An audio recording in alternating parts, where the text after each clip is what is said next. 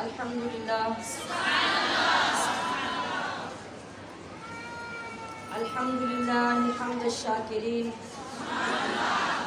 والصلاة والسلام علی سید المرسلین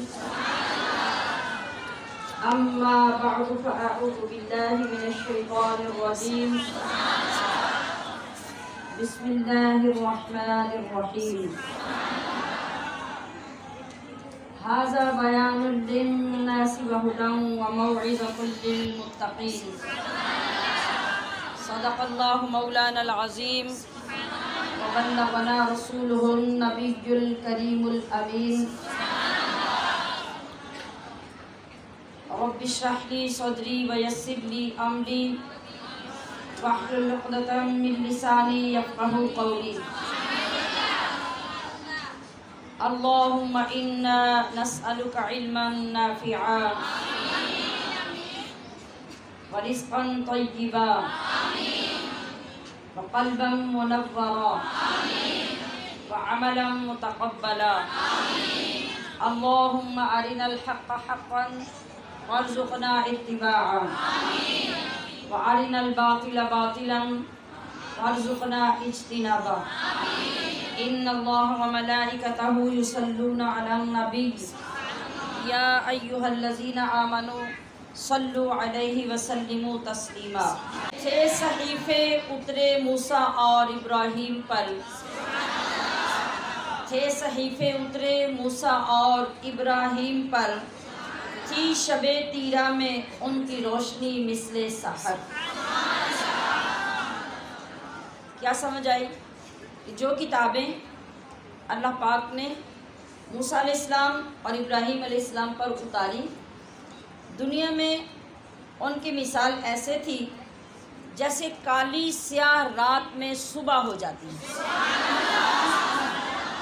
اس طرح ان کتابوں کا مقام تھا ان زمانوں میں جن میں اللہ رب العزت نے انہیں اتارا۔ 6 صحیفے اترے موسیٰ اور ابراہیم پر تھی شب تیرہ میں ان کی روشنی مثل سحر۔ اور آگے کیا ہے؟ آگے یہ ہے کہ ہے محمد مصطفیٰ پر، ہے محمد مصطفیٰ پر رحمت رب کریم، ہے محمد مصطفیٰ پر رحمت رب کریم کہ ان کی ذات پاک پر اترا ہے قرآن حکیم، کہ ان کی ذات پاک پر اترا ہے قرآن حکیم۔ اور اس قرآن کی شان کیا ہے اور ان کتابوں کا مقام آپ نے کیا سنا کہ وہ کتابیں اپنے زمانوں میں ایسی روشن تھیں، ایسی اعلیٰ تھیں، ایسی نور والی تھیں جیسے کالی رات میں یکدم صبح ہو جائے۔ یہ مقام ان کتابوں کا تھا، مگر جو قرآن حکیم مصطفیٰ کریم پر نازل ہوا اس کا مقام کیا ہے کہ تا قیامت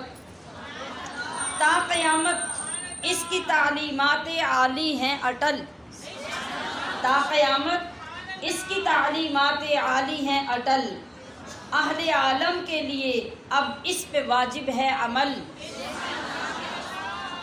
اور جس قرآن کو روزانہ آپ محبت سے چومتے ہیں، روزانہ محبت سے پڑھتے ہیں اور روزانہ جس کا تذکرہ سن رہے ہیں، اس کے نام اسی قرآن میں کون کون سے درج ہوئے ہیں سنیے۔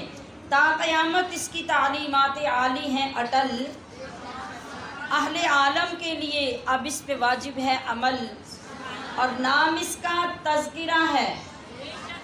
قرآن کا ایک نام تذکرہ بھی ہے اور باقی کیا ہے؟ نام اس کا تذکرہ ہے، نور ہے، فرقان ہے۔ نام اس کا تذکرہ ہے، نور ہے، فرقان ہے، یہ ہدا ہے، ذکر ہے، بشرا ہے، یہ تبیان ہے۔ اور سابقہ اقوام کی لکھی ہے اس میں داستان۔ آپ داستانیں سن رہے ہیں نا، پچھلی قوموں کے حال سن رہے ہیں، اور اللہ کی رحمتیں بھی اور اس کے عذاب کا ذکر بھی ہو رہا ہے۔ تو سابقہ اقوام کی لکھی ہے اس میں داستان، ذلت و عظمت کے ہیں تحریر اسباب و نشان۔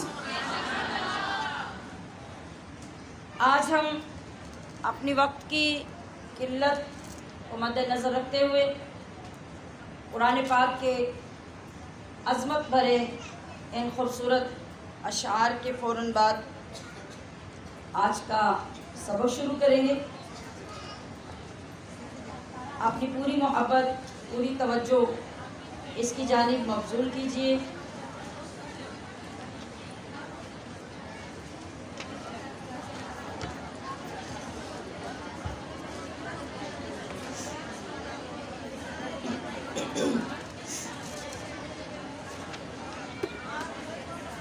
اعوذ باللہ من الشیطان الرجیم، بسم اللہ الرحمن الرحیم،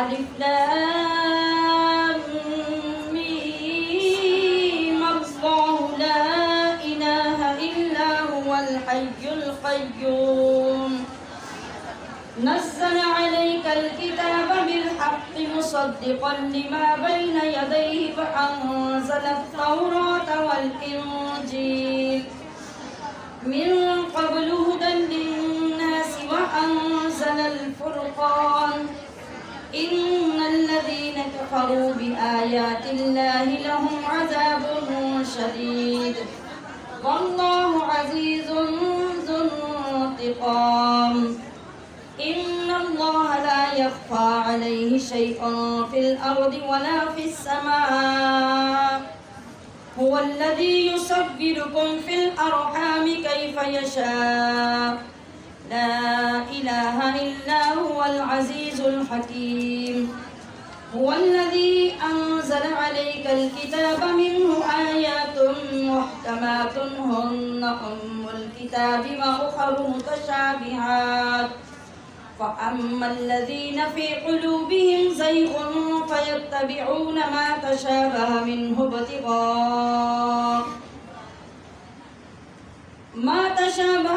ابتغاء الفتنة وابتغاء تأويله وما يعلم تأويله إلا الله، والراسخون في العلم يقولون آمنا به كل من عند ربنا وما يذكر إلا أولو الألباب، ربنا لا تزغ قلوبنا بعد إذ هديتنا وهب لنا من لدنك رحمة إنك أنت الوهاب، ربنا إنك جامع الناس ليوم لا ريب فيه إن الله لا يخلف الميعاد، إن الذين كفروا لن تغني عنهم أموالهم ولا أولادهم من الله شيئا وأولئك هم وقود النار، كدأب آل فرعون والذين من قبلهم كذبوا بآياتنا فأخذهم الله بذنوبهم والله شديد العقاب، قل للذين كفروا ستغلبون وتحشرون إلى جهنم وبئس المهاد، قد كان لكم آية في فئتين التقتا، فئة تقاتل في سبيل الله وأخرى كافرة يرونهم مثليهم رأي العين، والله يؤيد بنصره من يشاء، إن في ذلك لعبرة لأولي الأبصار، زين للناس حب الشهوات من النساء والبنين والقناطير المقنطرة من الذهب والفضة والخيل المسومة والأنعام والحرث، ذلك متاع الحياة الدنيا والله عنده حسن المآب، قل أنبئكم بخير من ذلكم للذين اتقوا عند ربهم جنات تجري من تجری من تحتها الانہار خالدین فیہا وازواج مطہرۃ ورضوان من اللہ واللہ بصیر بالعباد الذین یقولون ربنا اننا آمنا فاغفر لنا ذنوبنا وقنا عذاب النار الصابرين والصادقين والقانتين والمنفقين والمستغفرين بالأسحار شهد الله أنه لا إله إلا هو والملائكة وأولو العلم قائما بالقسط لا إله إلا هو العزيز الحكيم إن الدين عند الله الإسلام وما اختلف الذين أوتوا الكتاب إلا من بعد ما جاءهم العلم بغيا بينهم ومن يكفر بآيات الله فإن الله سريع الحساب فإن حاجوك فقل أسلمت وجهي لله ومن اتبعني وقل للذين أوتوا الكتاب والأميين أأسلمتم فإن أسلموا فقد اهتدوا وإن تولوا فإنما عليك البلاغ والله بصير بالعباد إن الذين يكفرون بآيات الله ويقتلون النبيين بغير حق ويقتلون الذين يأمرون بالقسط من الناس فبشرهم بعذاب أليم أولئك الذين حبطت أعمالهم في الدنيا والآخرة وما لهم من ناصرين ألم تر إلى الذين أوتوا نصيبا من الكتاب يدعون إلى كتاب الله ليحكم بينهم ثم يتولى فريق منهم وهم معرضون ذلك بأنهم قالوا لن تمسنا النار إلا أياما معدودات وغرهم في دينهم ما كانوا يفترون فكيف إذا جمعناهم ليوم لا ريب فيه ووفيت كل نفس ما كسبت وهم لا يظلمون قل اللهم مالك الملك تؤتي الملك من تشاء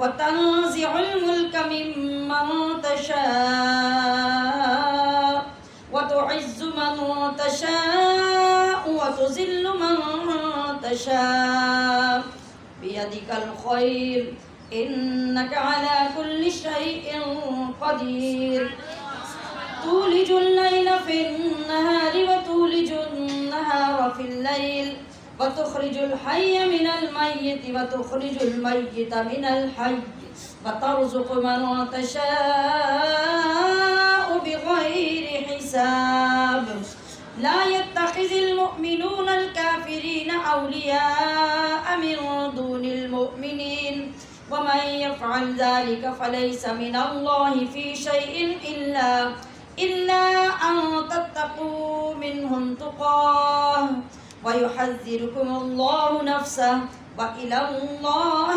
المصير قل إن تخفوا ما في صدوركم أو تبدوه يعلمه الله ويعلم ما في السماوات وما في الأرض والله على كل شيء قدير يوم تجد كل نفس ما عملت من خير محضرا وما عملت من سوء تود لو أن بينها وبينه أمدا بعيدا ويحذركم الله نفسه والله رؤوف بالعباد صدق الله العظيم. اللہ کے فضل و کرم سے ہم نے گزشتہ دن قرآن مجید کی سب سے بڑی سورت مکمل کی ہے۔ 114 سورتوں میں قرآن پاک میں سب سے بڑی سورت کون سی ہے؟ سورہ بقرہ۔ الحمدللہ آپ نے پہلے ہی رمضان المبارک میں سورہ بقرہ مکمل کی۔ ہم نے اپنی طرف سے کوشش کی کہ ہم عام جو ٹرینڈ ہے رمضان میں اور عام معمولات ہیں مختلف نیٹ ورکس میں کہ اول تا آخر 29 دنوں میں قرآن مکمل کر دیا جاتا ہے، سارا ترجمہ سنا دیا جاتا ہے، اور آپ نے اب تک یہ تیسرا پارہ شروع کیا، آج نصف ہو رہا ہے، نصف سے تھوڑا آگے جائیں گے۔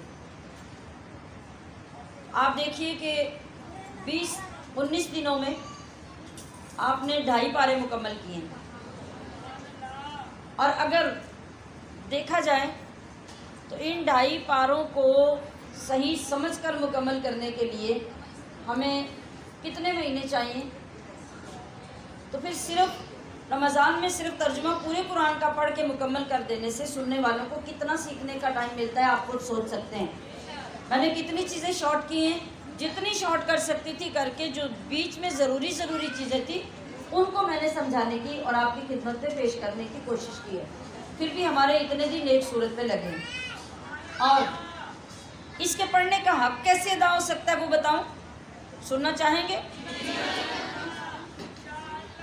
کائنات میں افضل ترین ذات، نبیوں کے سردار، رب کے دلدار استاد ہیں، اور جن کے لیے مصطفیٰ کریم کی زبان اقدس سے خود بیان ہوتا ہے کہ اگر میرے بعد کوئی نبی ہوتا تو عمر ہوتا۔ یہ عمر شاگرد ہیں، یہ عمر کون ہے؟ شاگرد ہیں۔ یہ سامنے بیٹھتے ہیں قرآن سیکھنے، اور ادھر مصطفیٰ سکھاتے ہیں عمر کو قرآن۔ کیا منظر ہے، تصور میں لائیے کیا منظر ہوگا۔ رب کا قرآن جس کے سینے میں اترا وہ خود پڑھانے بیٹھا ہے، اور جس کا مقام خود استاد بیان کر رہے ہیں کہ میرے بعد اگر کوئی نبی ہوتا تو عمر ہوتا، اور عمر کا دبدبہ، عمر کا جلال، عمر کا رعب، عمر کی ہیبت، عمر کی غیرت ایمانی کا عالم یہ ہے کہ مصطفیٰ کریم نے فرمایا کہ عمر جس طرف نکل جائے شیطان وہاں سے بھاگ جائے، شیطان وہ رستہ چھوڑ دیتا ہے۔ اب یہ 2 ہستیاں پڑھنے پڑھانے کے لیے بیٹھی ہیں۔ ایک سورہ بقرہ پڑھائی مصطفیٰ نے، اور عمر بن خطاب نے وہ سورہ بقرہ پڑھی تو اس کو پڑھنے پڑھانے میں 12 سال لگ گئے۔ 12 سال میں ایک سورہ بقرہ مکمل ہوئی۔ اب غور کرنے والی بات یہ ہے کہ پڑھانے والے نے پڑھایا کیا اور پڑھنے والے نے پڑھایا، اور پھر جب ایک سورہ بقرہ مکمل ہوئی نا اتنے عرصے کے بعد، اور اتنی لازوال دولت جب عمر بن خطاب نے اپنے سینے میں محفوظ کی، تو پھر اس سورت کے مکمل ہونے پر شکرانے کے طور پہ حضرت عمر نے اونٹ ذبح کر کے دعوت عام کی، اور اس خوشی میں تمام لوگوں کو اونٹ ذبح کر کے دعوت کھلائی۔ جب انسان اعلیٰ دولت کی قدر کرتا ہے اور اس پہ اظہار تشکر کرتا ہے تو اللہ فرماتا ہے وَلَئِن شَكَرْتُمْ لَأَزِيدَنَّكُمْ، جب تم میری ایک ملنے والی نعمت کا شکر کرتے ہو تو میں تمہیں اور زیادہ نعمت دیتا ہوں، پھر شکر کرتے ہو پھر اور دیتا ہوں، پھر شکر کرتے ہو پھر اور دیتا ہوں۔ تو ہم نے تو ایک یہ کہہ لیں کہ چھوٹی سی کوشش، جتنے چھوٹے سے ہم لوگ ہیں اس کے مطابق چھوٹی سی کوشش کی، اور پھر بھی یہ چاہا کہ آپ اگر قرآن کھول کے بیٹھیں تو صرف یہ اٹھ کے سن کے نہ چلے جائیں کہ آج اتنے پیج اور اتنے صفحے پڑھ لیے ہیں، بلکہ کچھ نہ کچھ آپ کو حاصل ہو۔ تو یہی وجہ کہ اتنے عرصے کے بعد قرآن پاک کو شروع کیا، مگر اسے 1 سال میں مکمل کرنے کی نہ ہمت ہوئی اور نہ میں نے جو سکا۔ تو اللہ تبارک و تعالیٰ کی اس توفیق پر اور یہ کرم جو ہوا، ہم نے بھی الحمدللہ سورہ بقرہ کو مکمل کیا۔ اللہ رب العزت کی بارگاہ میں اس کا بے انتہا شکر ادا کیجیے کہ اس نے ہمیں زندگی میں یہ دولت عطا کی۔ میں نے کل بھی عرض کیا تھا کہ اس کو قدر کے سلسلے کو قائم رکھنے کا طریقہ کیا ہے کہ رمضان المبارک میں اس کی ترتیب بنا کر اس کو پڑھنا ہے، اس کو سیکھنا ہے، اس کو ریوائز کرنا ہے، اس کو بار بار سننا ہے، اور انشاءاللہ العزیز آئندہ سال اللہ آپ سب کو زندگی عطا کرے اور آپ کی خدمت کے لیے مجھے اللہ موقع عطا فرمائے، تو انشاءاللہ اور زیادہ بہتر طریقے سے اگلے سال میں اگلے پاروں کو لے کے چلیں گے انشاءاللہ۔ آج ہم جو سورت شروع کر رہے ہیں اس کا نام ہے سورت آل عمران۔ آپ بھی بولیے آل عمران۔ یہ سورت مدنی ہے، ٹھیک ہے، اور آل عمران اس کا نام کیوں ہے؟ بقرہ کا نام جو ہے اس کا سبب میں نے عرض کر دیا تھا کہ چونکہ اس کے اندر ایک عجیب و غریب گائے کا قصہ ذکر کیا گیا، بقرہ کا معنی گائے ہے، تو اسی بقرہ کے نام پہ سورت کا نام ہے۔ اس سورت کا نام آل عمران ہے۔ آل کا ایک معنی ہوتا ہے اولاد، ٹھیک ہے، اور اس سورت میں بھی چوتھے اور 5ویں رکوع میں آل عمران کا ذکر کیا گیا ہے، اسی کے نام پہ اس سورت کا نام بھی ہے۔ آل عمران یعنی عمران کی آل کی سیرت، ان کے فضائل، اللہ نے جو ان پہ نعمت نازل کی ان کا ذکر کیا گیا ہے۔ تو اس سورت کے کچھ فضائل ہیں، ہر سورت کے مختلف فضائل ہیں، اس سورت کے بھی کچھ فضائل ہیں، جن میں سے ایک فضیلت یہ ہے اور بڑی اعلیٰ ترین فضیلت ہے۔ حضرت نواس بن سمعان، یہ نبی علیہ السلام کے صحابی ہیں، اور روایت کرتے ہیں نبی علیہ السلام نے ارشاد فرمایا قیامت کے دن قرآن مجید کو لایا جائے گا۔ یہ پہلے بھی ذکر سن چکے ہیں نا، ایک قرآن کی آمد ہوگی رمضان کے ساتھ، یہاں ایک اور طریقہ لانے کا بیان ہو رہا ہے کہ قرآن کو بھی لایا جائے گا اور قرآن پہ عمل کرنے والوں کو بھی لایا جائے گا۔ کن کو؟ قرآن پر یہ بات یاد رکھنی ہے، اسے نہیں بھولنا کہ منصب کس کو مل رہا ہے، شان کس کو مل رہی ہے؟ قرآن پر عمل کے ساتھ زندگی گزارنے والوں کو۔ تو قرآن کی بھی ایک صورت ہوگی، بندے کی بھی صورت ہوگی، دونوں دوست آئیں گے، دوستوں کی طرح دونوں آئیں گے، رب کے حضور لایا جائے گا۔ منظر یہ ہوگا کہ ان دونوں کو جب لایا جائے گا تو ان دونوں کے آگے آگے سورہ بقرہ اور سورہ آل عمران چل کر آ رہی ہے۔ حضرت نواس فرماتے ہیں کہ نبی علیہ السلام نے ان صورتوں کے لیے 3 مثالیں بیان کی ہیں،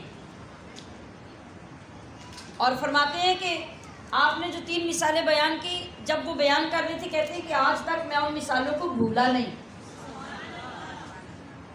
ایک تو یہ کہ آپ نے فرمایا یہ دونوں صورتیں ایسی ہیں جیسے 2 بادل ہوں، جیسے 2 بادل ہوں، یا 2 ایسے صاحبان ہوں جن کے درمیان ایسے روشنی ہو جیسے ان کے اندر فانوس لگے ہوئے ہوں، یا پھر یہ 2 صورتیں ایسی ہیں جیسے فضا کے اندر کتاریں بنا کے پرندے چل رہے ہوں اور وہ اتنی جڑی ہوئی کتاریں ہوں کہ ان کے ساتھ اوپر سایہ ہو رہا ہو۔ پھر آپ نے فرمایا کہ یہ دونوں صورتیں اپنے پڑھنے والوں کی اللہ کی بارگاہ میں سفارش کریں گی۔ اب آپ نے دیکھا کہ کتنی فضیلت کی حامل ہیں یہ صورتیں، اللہ پاک نے جنہیں ہمیں پڑھنے کی توفیق عطا فرمائی۔ دوسری بات، حضرت عثمان بن عفان رضی اللہ تعالی عنہ فرماتے ہیں کہ جس شخص نے رات کو سونے سے پہلے اس صورت، کس صورت کی بات ہو رہی ہے؟ آل عمران، آل عمران کی آخری چند آیتیں جس بندے نے رات کو پڑھنے کی عادت ڈالی اور رات کو پڑھ کر وہ سو گیا، اللہ پاک ان چند آیتوں کی تلاوت کی وجہ سے اس بندے کو پوری رات کی عبادت کا ثواب عطا فرمائے۔ آپ سوچتے جائیے کہ کتنی بڑی دولت آپ کے ہاتھ میں ہے جس کے اندر اترنے لگے ہیں آپ، کتنا نور کا گہرا سمندر ہے جس کے اندر غوطہ زن ہونے لگے ہیں آپ۔ پھر آپ نے ارشاد فرمایا، جس کو حضرت مکحول رضی اللہ تعالیٰ عنہ، یہ بھی صحابی رسول ہے، انہوں نے بیان کیا کہ آپ نے ارشاد فرمایا جو شخص جمعہ کے دن سورۃ آل عمران کی تلاوت کرتا ہے تو دن کو جس وقت بھی وہ تلاوت کرے گا تب سے لے کے رات ہونے تک اللہ کے فرشتے اس پڑھنے والے کے لیے دعا کرتے رہیں گے۔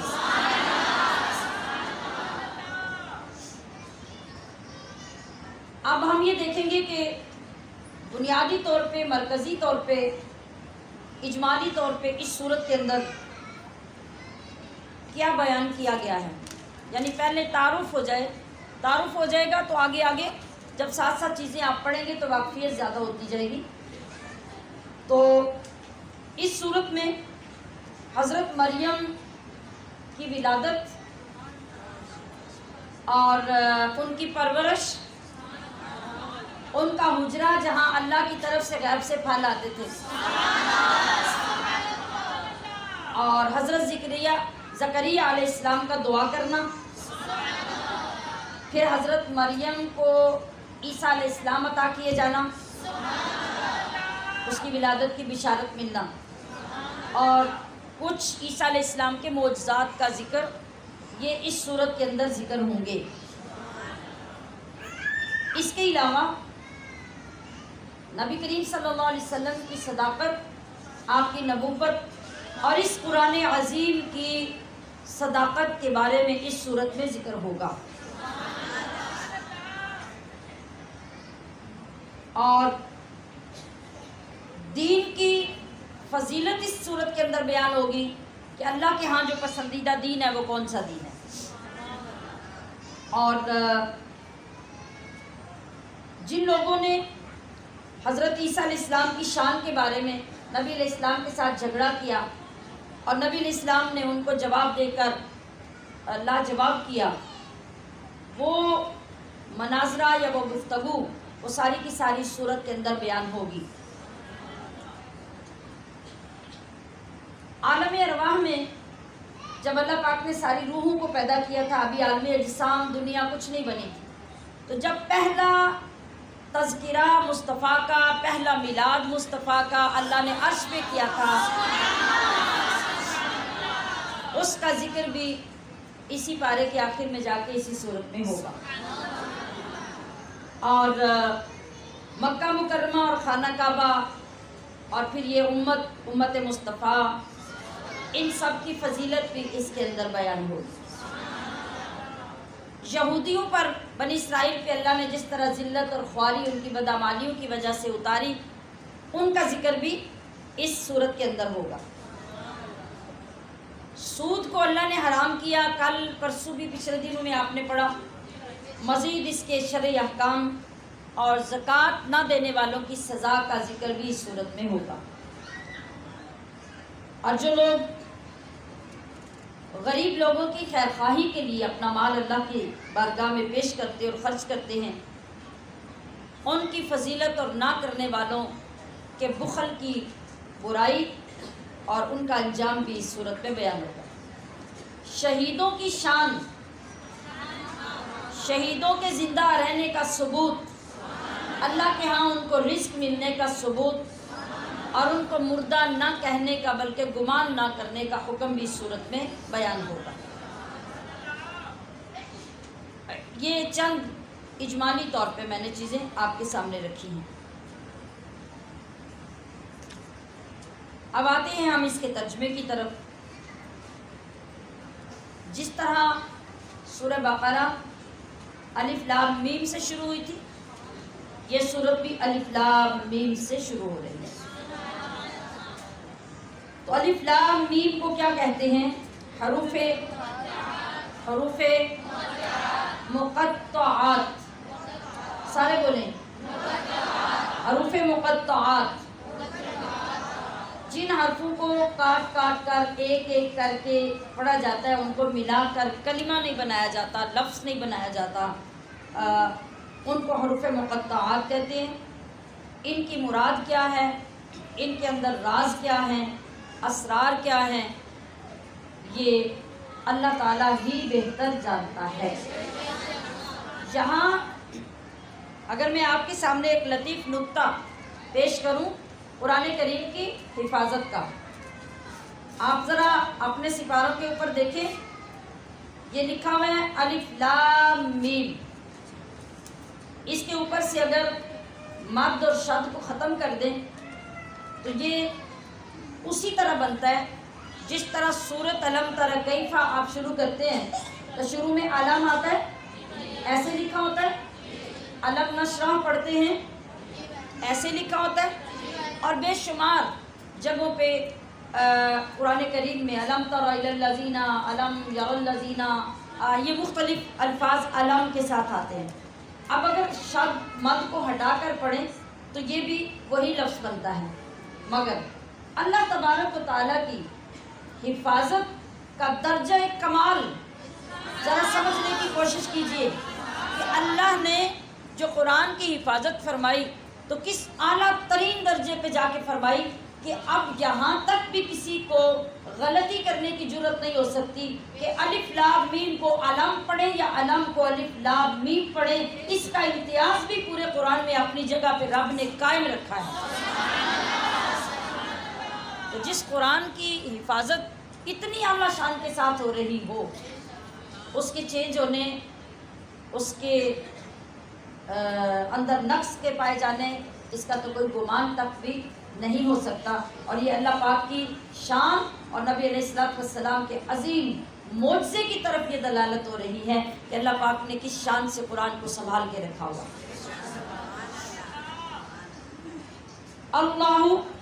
اللہ ہے، لا الہ، نہیں کوئی معبود، الا ہو، جس کے سوا، الحی، وہ آپ زندہ، القیوم، اوروں کو قائم رکھنے والا ہے۔ یہ آیت کریمہ اس وقت نازل ہوئی جب نجران کے علاقے سے 60 افراد کا قافلہ، جن میں 14 سردار تھے اور باقی عوام تھے، اور ان 14 سرداروں میں بھی 3 بڑے بڑے پیشوا عالم عیسائیوں کے جو نبی علیہ الصلوۃ والسلام کی بارگاہ میں آئے، اور ان 3 میں سے بھی ایک سب سے اجل عالم، جو جتنے عیسائیوں کے عالم اور پادری تھے ان سب کا سب سے بڑا پیشوا تھا، وہ بھی اس کے اندر موجود تھا۔ وہ اتنا بڑا پیشوا تھا کہ جو عیسائیوں کے حکمران تھے وہ بھی اس کی عزت اور تعظیم کیا کرتے تھے۔ یہ لوگ بڑے اعلیٰ لباس، اعلیٰ پوشاکیں پہن کر حضور نبی کریم صلی اللہ علیہ وسلم کی بارگاہ میں شان و شوکت کے ساتھ آئے کہ ہم جا کے نبی علیہ الصلوۃ والسلام سے مناظرہ کریں، ٹھیک ہے، مناظرہ کرنے کے ارادے سے آئے۔ جس وقت یہ مسجد نبوی میں آئے تو نبی علیہ الصلوۃ والسلام اس وقت عصر کی نماز ادا فرما رہے تھے۔ ان لوگوں کی نماز کا بھی وقت ہو گیا، عیسائیوں کی نماز کا بھی، اور انہوں نے بھی مسجد نبوی میں کھڑے ہو کر اپنے قبلے کی طرف منہ کر کے نماز پڑھنا شروع کر دی۔ ان کا قبلہ کون سا ہے؟ بیت المقدس، یہودیوں کا بھی عیسائیوں کا بھی، لیکن اس بیت المقدس والے قبلے میں بھی دونوں کی جہتیں الگ الگ ہیں۔ فار ایگزامپل اس سائڈ پہ یہودی منہ کر کے نماز پڑھیں گے اور اس سائڈ پہ عیسائی منہ کر کے نماز پڑھیں گے، اس قبلے کی بھی ایک مختص جگہ دونوں کی نہیں ہے۔ تو باہر کیا ان لوگوں نے مسجد نبوی میں کھڑے ہو کے مسلمانوں کے قبلے کی بجائے اپنے قبلے بیت المقدس کی طرف منہ کر کے نماز شروع کر دی۔ نماز ختم ہوئی تو نبی علیہ الصلوۃ والسلام کے ساتھ انہوں نے گفتگو کی۔ سب سے پہلے آقا علیہ الصلوۃ والسلام نے ارشاد فرمایا کہ تم اسلام لے آؤ، مسلمان ہو جاؤ۔ انہوں نے جواب دیا کہ ہم تو آپ سے پہلے کے اسلام لا چکے ہیں، یعنی انہوں نے اپنے مذہب کو، اپنے دین کو اسلام کا دین کہا اور یہ کہا کہ ہم تو آپ سے بھی پہلے کے مسلمان ہیں، تو ہم کون سا اسلام لائیں۔ حضور نبی اکرم صلی اللہ علیہ وسلم نے ارشاد فرمایا کہ تمہارا اسلام کا یہ دعویٰ غلط ہے، اور تمہارے اسلام کے دعوے کے غلط ہونے کا ثبوت یہ ہے کہ تم کہتے ہو کہ اللہ کی اولاد ہے، اور تم کہتے ہو کہ صلیب کی پوجا کرنا، یعنی وہ جو صلیب کا نشان عیسائیوں کا ہوتا ہے، کراس کا، اس کی تم پوجا کرتے ہو، اور اسلام اس سے منع کرتا ہے، اسلام اس کی اجازت نہیں دیتا، اور تم کہتے ہو کہ خنزیر کھانا حلال ہے، اسلام اس کو حرام کہتا ہے، تو پھر تم کیسے مسلمان ہو سکتے ہو؟ تمہارے اسلام کو کیسے درست مانا جا سکتا ہے؟ ان لوگوں نے یہ کہا، عیسائیوں نے جواب میں یہ کہا کہ اگر عیسیٰ علیہ السلام اللہ کے بیٹے نہیں ہیں تو پھر بتائیں عیسیٰ کا باپ کون ہے؟ نبی علیہ الصلوۃ والسلام سے انہوں نے یہ جواب دیا کہ پھر بتاؤ کہ ان کا باپ کون ہے، اور اس بات پہ پھر سارے زور زور سے گفتگو کرنے لگے، بولنے لگے۔ نبی علیہ الصلوۃ والسلام نے جواب دیا کہ کیا تمہیں اس بات کا علم نہیں کہ جو بیٹا ہوتا ہے وہ کسی نہ کسی طرح سے باپ کے مشابہ ضرور ہوتا ہے؟ یہ ساری بات جانتے ہیں نا، عام سا بندہ بھی جانتا ہے کہ اگر آپ نے کسی بچے کو پہلے سے نہ بھی دیکھا ہوا ہو اور آپ نے اس بچے کے باپ کو دیکھا ہوا ہو، تو آپ ذرا غور سے بچے کو دیکھیں گے تو آپ کہیں گے کہ یہ تو فلاں کا بیٹا لگتا ہے۔ بتائیے لگتا ہے کہ نہیں؟ تو اب ایسا ہوتا ہے کہ کبھی بچہ شکل سے، کبھی عادتوں سے، کبھی گفتگو کے انداز سے، اور کبھی چلنے کے سٹائل سے بالکل باپ کی طرح ہو، کچھ نہ کچھ باپ کے ساتھ اس کا ملتا ہو۔ نبی علیہ السلام نے یہ بات ان کے سامنے رکھی۔ آپ نے فرمایا کہ بیٹا تو کسی نہ کسی طرح باپ سے ملتا جلتا ہوتا ہے۔ انہوں نے کہا کہ ہاں یہ بات تو ٹھیک ہے۔ پھر نبی علیہ السلام نے فرمایا کہ کیا تم جانتے ہو کہ ہمارا رب حی لا یموت ہے، یعنی وہ آپ زندہ ہے اور اس کو موت نہیں آنی، تو اس کے لیے موت تو ناممکن ہے، اور تم بھی اس بات کو مانتے ہو کہ موسیٰ علیہ السلام پہ موت آئے گی۔ اللہ کو موت آنا ناممکن ہے اور عیسیٰ علیہ السلام کو موت آئے گی، تو پھر مشابہت کیسی ہوئی باپ اور بیٹے میں؟ مشابہت تو نہیں ہے، تو عیسیٰ علیہ السلام بیٹے کیسے ہو سکتے ہیں؟ اب اس کے بعد انہوں نے کہا کہ یہ بات ٹھیک ہے، ہم اس کو مانتے ہیں، یہ بات مان لی۔ پھر تاجدار رسالت علیہ السلام نے فرمایا کہ کیا تم یہ نہیں جانتے کہ ہمارا رب بندوں کا کارساز ہے، روزی دینے والا وہ ہے، حفاظت کرنے والا وہ ہے؟ تو عیسائیوں نے کہا کہ ہاں ہم مانتے ہیں کہ ایسے ہی ہے۔ تو نبی علیہ السلام نے ارشاد فرمایا کہ کیا عیسیٰ علیہ السلام بھی ایسے ہی ہیں جیسا اللہ ہے؟ کیا وہ مستقل لوگوں کو روزی دے سکتے ہیں؟ کیا وہ لوگوں کے حقیقی طور پہ کارساز ہیں؟ انہوں نے جواب دیا نہیں۔ پھر نبی علیہ السلام نے فرمایا کیا تم نہیں جانتے کہ اللہ تعالیٰ پر آسمان اور زمین میں کوئی چیز پوشیدہ نہیں، ہر چیز اللہ کے سامنے ظاہر ہے؟ انہوں نے کہا کہ ایسا ہی ہے، ہم مانتے ہیں کہ اللہ پہ ہر چیز ظاہر ہے۔ تو نبی علیہ السلام نے فرمایا کہ کیا حضرت عیسیٰ علیہ السلام بھی اللہ کے بتائے بغیر سب کچھ جانتے ہیں؟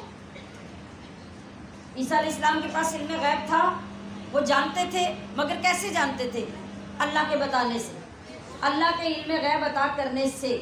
وہ خود سے عالم الغیب نہیں تھے، تو پھر اللہ کے ساتھ انہیں تو کوئی مشابہت نہیں، پھر تم انہیں اللہ کا بیٹا کیسے کہتے ہو؟ نبی علیہ السلام نے فرمایا تم نہیں جانتے کہ عیسیٰ علیہ السلام ماں کے حمل میں رہے ہیں، وہ ماں کے پیٹ سے پیدا ہوئے ہیں، اور جیسے باقی مخلوق، جیسے باقی انسان پیدا ہوئے، اس طرح عیسیٰ علیہ السلام بھی پیدا ہوئے۔ جس طرح بچے غذا کھاتے رہے، عیسیٰ علیہ السلام بھی غذا کھاتے رہے، اور جس طرح وہ بشری تقاضوں کو پورا کرنے کے ساتھ ساتھ پروان چڑھے اور جوان ہوئے، ہوتے ہیں انسان، اسی طرح حضرت عیسیٰ بھی ہوئے۔ عیسائیوں نے اس بات کا بھی اقرار کیا کہ یہ بات ٹھیک ہے۔ اب اس پر نبی کریم صلی اللہ علیہ وسلم نے ارشاد فرمایا کہ ان ساری چیزوں کو ماننے کے باوجود پھر تم حضرت عیسیٰ علیہ السلام کو کیسے خدا کہہ سکتے ہو یا کیسے خدا کا بیٹا کہہ سکتے ہو؟ جب یہ ساری دلیلیں دینے کے بعد اب آخری بار عیسائیوں سے نبی علیہ السلام نے سوال کیا تو عیسائی لاجواب ہو گئے، اب ان کے پاس آگے بات کرنے کے لیے کچھ نہیں تھا۔ اس پر یہاں کم از کم 80 آیتیں ان ساری گفتگو پر اللہ تعالیٰ نے نازل فرمائی۔ آپ کو اس سے سیکھنے والی کیا بات ملی کہ جب بھی آپ کے سامنے کوئی بددین، کوئی بد مذہب آتا ہے، آپ کے پاس اس کے ساتھ دلیل کے ساتھ بات کرنے کے لیے علم ہونا چاہیے۔ آپ جو کہتے ہیں نا کہ فلاں بندہ ہماری بات نہیں مانتا، فلاں ہمارے ساتھ چلتا نہیں ہے، فلاں کے دل پہ بات اثر نہیں کرتی، وہ کیوں اثر نہیں کرتی؟ اس لیے کہ آپ کے پاس وہ علم نہیں ہوتا جس کے ذریعے سے آپ کسی دوسرے کو قائل کر سکیں۔ جب آپ کسی دلیل کے ساتھ بات کرتے ہیں اور دلیل بندے کے اندر اترتی ہے تو وہ سوچتا ہے کہ مجھے حق کی طرف آنا چاہیے۔ تو جب ہم جھگڑے کی بات جھگڑے کے ساتھ اور بے علمی کی بات بے علمی کے ساتھ اور ایک زبردستی کے ساتھ یا تانا دے کر یا کسی کو ہرٹ کر کے بات کریں گے تو کوئی بندہ بھی آپ کی باتوں سے اثر حاصل نہیں کرے گا۔ تو یہ انبیاء کرام کی سنت ہے کہ اللہ کی طرف بلانے کے لیے آپ کے اپنے پاس پہلے علم ہونا چاہیے، یا جس کے ساتھ آپ بات کرنا چاہتے ہیں آپ خود بات نہ کریں، اسے کسی علم والے کے پاس لے جائیں، اور پھر ہمیشہ دوسرے کو قائل کرنے کے لیے علمی دلائل پیش کرنے چاہیے۔ آپ نے دیکھا نبی علیہ السلام نے ان کے ساتھ جھگڑا نہیں کیا، ان کو اپنی بارگاہ سے اٹھایا نہیں، اسلام کا انکار کیا تو آپ مشتعل نہیں ہوئے، آپ نے ڈانٹ ڈپٹ نہیں کی، ناراضگی نہیں کی، بلکہ سوال ایسے کیے کہ جو سارے کے سارے ماننے پہ وہ مجبور ہو گئے، اور آخرکار ان کی زبان بند ہو گئی کہ اب کچھ کہنے کے لیے باقی نہیں بچا۔ اور اللہ کون ہے؟ حیٌّ ہے، قیوم ہے۔ اللہ تعالیٰ کی صفات میں حیٌّ کا معنی ہے دائم اور باقی، کہ ایسا ہمیشہ رہنے والا جس کے لیے موت ممکن ہی نہیں، پاسبل ہی نہیں کہ اس کو موت آ سکے۔ اور قیوم وہ جو قائم بالذات، یعنی کسی دوسرے کی محتاجی کے بغیر قائم ہے، کسی نے اس کو قائم نہیں کیا، بلکہ اس کی ذات واجب ہے، اس کی ذات اگر نہیں تو کائنات کا وجود ہی نہیں ہو سکتا، اور وہ محتاجی سے پاک ہے، خود تصرف کرتا ہے، اور تمام مخلوق، تمام دنیا، ان کے اس دنیا اور اگلی دنیا کے تمام معاملات اور تمام حاجتوں کی تدبیر فرمانے والا ہے۔ نزل علیک الکتاب، اس نے تم پر کتاب اتاری، بالحق، حق کے ساتھ، مصدقا، تصدیق فرماتی، لما بین یدیہ، اگلی کتابوں کی، وَأَنزَلَ التَّوْرَاةَ اور اس نے توریت اتاری، وَالْإِنجِیل اور انجیل، مِن قبل اس سے پہلے، هُدًى لِلنَّاسِ لوگوں کو راہ دکھاتی یا لوگوں کے لیے ہدایت، وَأَنزَلَ اور اس نے اتارا، الفرقان فیصلہ، ان الذین کفروا بے شک وہ جو منکر ہوئے یا جنہوں نے انکار کیا، بآیات اللہ اللہ کی آیتوں کا، لہم عذاب ان کے لیے عذاب ہے، شدید سخت، واللہ عزیز ذو انتقام اور اللہ غالب بدلہ لینے والا ہے۔ اس سے کیا پتہ چلا کہ قرآن مجید آخری کتاب ہے، اس کے بعد نہ کوئی کتاب آنے والی ہے نہ کوئی نبی آنے والا ہے۔ یہ بات ہمیں کہاں سے پتہ چلی؟ یہ پتہ چلی مصدقا لما بین یدیہ سے، کہ یہ کتاب تصدیق کرنے والی ہے، یعنی تصدیق کس کی جو پہلے آ چکی۔ اگر اس کے بعد بھی کسی کتاب نے آنا ہوتا اور قرآن کی تصدیق کرنا ہوتی تو پھر یہاں پہ اس کا بھی تذکرہ ہو جاتا۔ یہاں یہ کہا گیا کہ یہ پچھلی ساری کتابوں کی تصدیق کرنے والی، ان پہ تصدیق کی مہر لگانے والی ہیں، تو اس کا مطلب ہے جب کسی چیز پہ مہر لگ جاتی ہے پھر اس کے بعد اس کے اندر کوئی چیز ایڈ نہیں کی جا سکتی۔ تو اب اور کوئی قرآنی کتاب اس کتاب کے بعد نہیں آنے والی، جب کتاب نہیں آنے والی تو پھر نبی بھی نہیں آنے والا۔ تو اس آیت کریمہ سے یہ بات بھی ثابت ہوئی کہ ہماری کتاب اللہ کی آخری کتاب ہے اور ہمارے نبی اللہ کے آخری نبی۔ اب کوئی احمدی، کوئی قادیانی یہ بدبخت آ کے لوگوں کو گمراہ کرے اور لوگوں کے اوپر بد مذہبیت اور بے دینی کا حملہ کرے تو اس سے بڑا بد نصیب اور کوئی شخص نہیں۔ اور جو شخص ان کے لیے نرم گوشہ رکھے اور ان کے ساتھ تعلقات بنائے یا ان کو کسی نہ کسی طریقے سے سوچے کہ ہو سکتا ہے یہ چیز ٹھیک ہو، یہ چیز ٹھیک ہو، یاد رکھیے کہ ایسا سوچنے والا بھی اور نرم گوشہ رکھنے والا بھی ایمان سے خارج ہو جائے گا۔ ان الذین کفروا، اچھا یہ ہو گیا، ان اللہ لا یخفی بے شک اللہ ہے کہ نہیں پوشیدہ، علیہ اس پر، شیئن کوئی چیز، فی الارض زمین میں، ولا فی السماء اور نہ آسمانوں میں۔ مطلب یہ کہ اللہ تعالیٰ وہ ہے کہ اس کو کسی نے تعلیم نہیں دی، اللہ کو کسی نے آ کے نہیں بتایا، بلکہ اللہ خود خالق ہے، اللہ خود مالک ہے، اور وہ بغیر کسی سے تعلیم لیے، بغیر کسی سے خبر پوچھے ہر چیز کو جانتا ہے، خواہ وہ زمین میں ہے خواہ وہ آسمان میں۔ کیونکہ مخلوق کے پاس جتنا علم ہے وہ اللہ کے بتانے سے ہے، اور وہ متناہی ہے، وہ محدود ہے، وہ لمیٹڈ ہے، اور جو اللہ کے پاس ہے وہ ان لمیٹڈ ہے، وہ کسی کا دیا ہوا نہیں بلکہ اللہ کا ذاتی علم ہے۔ وَالَّذِي يُصَوِّرُكُمْ وہی ہے جو تصویر بناتا ہے تمہاری، فی الارحام ماؤں کے پیٹ میں۔ کتنی بڑی بات ہے، کتنی بڑی قدرت ہے، ذرا غور کیجیے۔ اور بناتا کیسے؟ کیف یشاء جیسے چاہے، کسی کے بتانے پہ نہیں بناتا اور کسی ڈیزائن پہ ڈیزائن نہیں بناتا،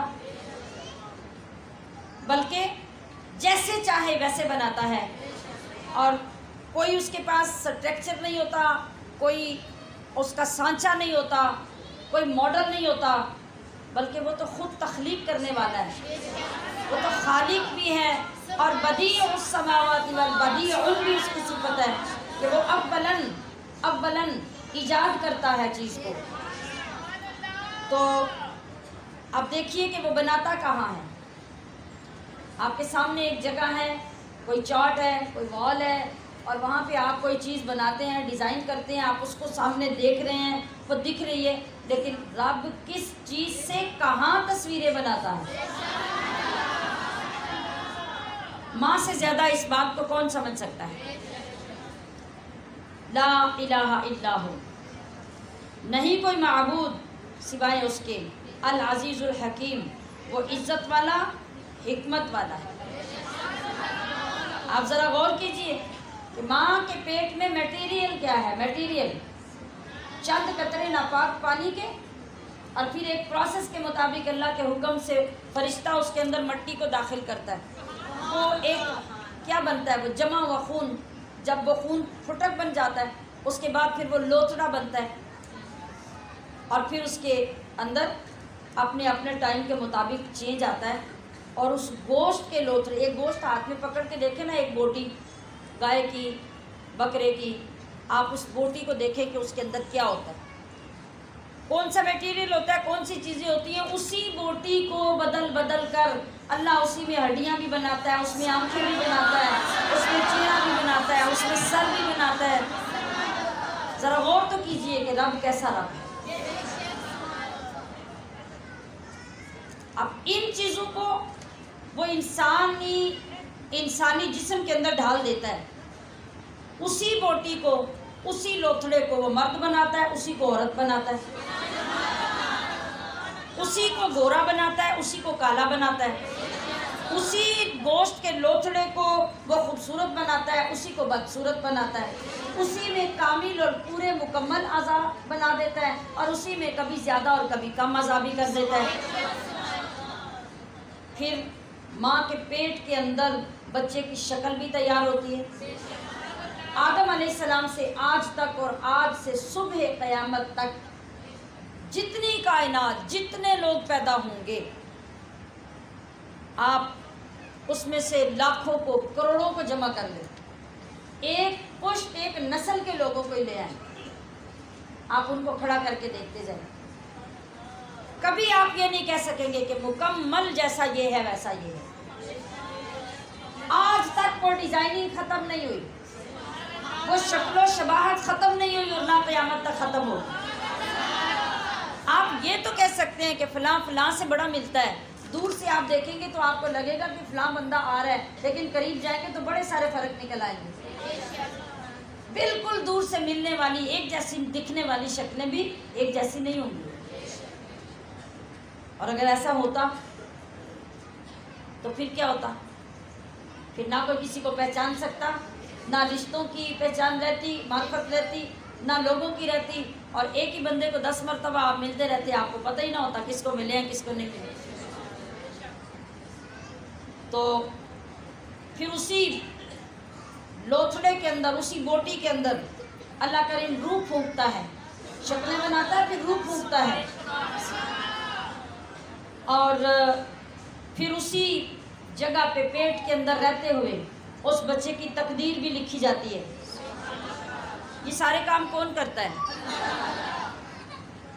اللہ تو کوئی نہیں آتا کرنے، اللہ تو نہیں آتا کرنے۔ یہاں ایک اور بڑی خوبصورت بات ہے، یہ سارے کام اللہ فرشتے سے کرواتا ہے، لیکن جہاں بھی ذکر کرتا ہے اپنا ذکر کرتا ہے، فرشتے کا ذکر نہیں کرتا۔ ابھی دیکھیں آپ نے پڑھا هو الذی یصورکم فی الارحام، وہ اللہ ہے جو ماں کے پیٹوں میں تصویریں بناتا ہے تمہاری۔ اب بنا کے کون جاتا ہے؟ بنا کے فرشتہ جاتا ہے۔ تو پتہ یہ چلتا ہے کہ جو اللہ کے مقرب اور اللہ کے فرما بردار ہوتے ہیں اور اللہ کے حکم پر جو کام کرتے ہیں، اللہ یہ نہیں کہتا کہ یہ کام انہوں نے کیا، اللہ کہتا ہے یہ میں نے ہی کام کیا۔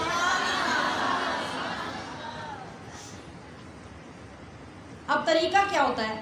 حضرت عبداللہ بن مسعود رضی اللہ تعالی عنہ روایت کرتے ہیں، نبی کریم صلی اللہ علیہ وسلم نے ارشاد فرمایا کہ تم میں سے ہر ایک کی خلقت، یعنی اس کی جو پیدائش ہوتی ہے اور اس کا جو پروسیس ہوتا ہے وہ اس طرح ہوتا ہے کہ سب سے پہلے ماں کے پیٹ میں 40 دن تک وہ جمع کی جاتی ہے، 40 دن تک ماں کے پیٹ میں وہ روکی جاتی ہے، پھر وہ جو ناپاک پانی یا وہ فرشتہ اللہ کے حکم سے اس کے اندر مٹی ڈالتا ہے، اس کو اللہ تعالیٰ کیا کرتا ہے؟ خون کا لوتھڑا بنا دیتا ہے۔ خون کا لوتھڑا 40 دن کے بعد بنتا ہے، اور پھر وہ خون کا لوتھڑا ایک گوشت کی بوٹی بن جاتا ہے۔ اب اللہ تبارک و تعالیٰ اس بوٹی بننے کے بعد فرشتے کو بھیجتا ہے اور اس کو 4 چیزوں کا حکم دیتا ہے۔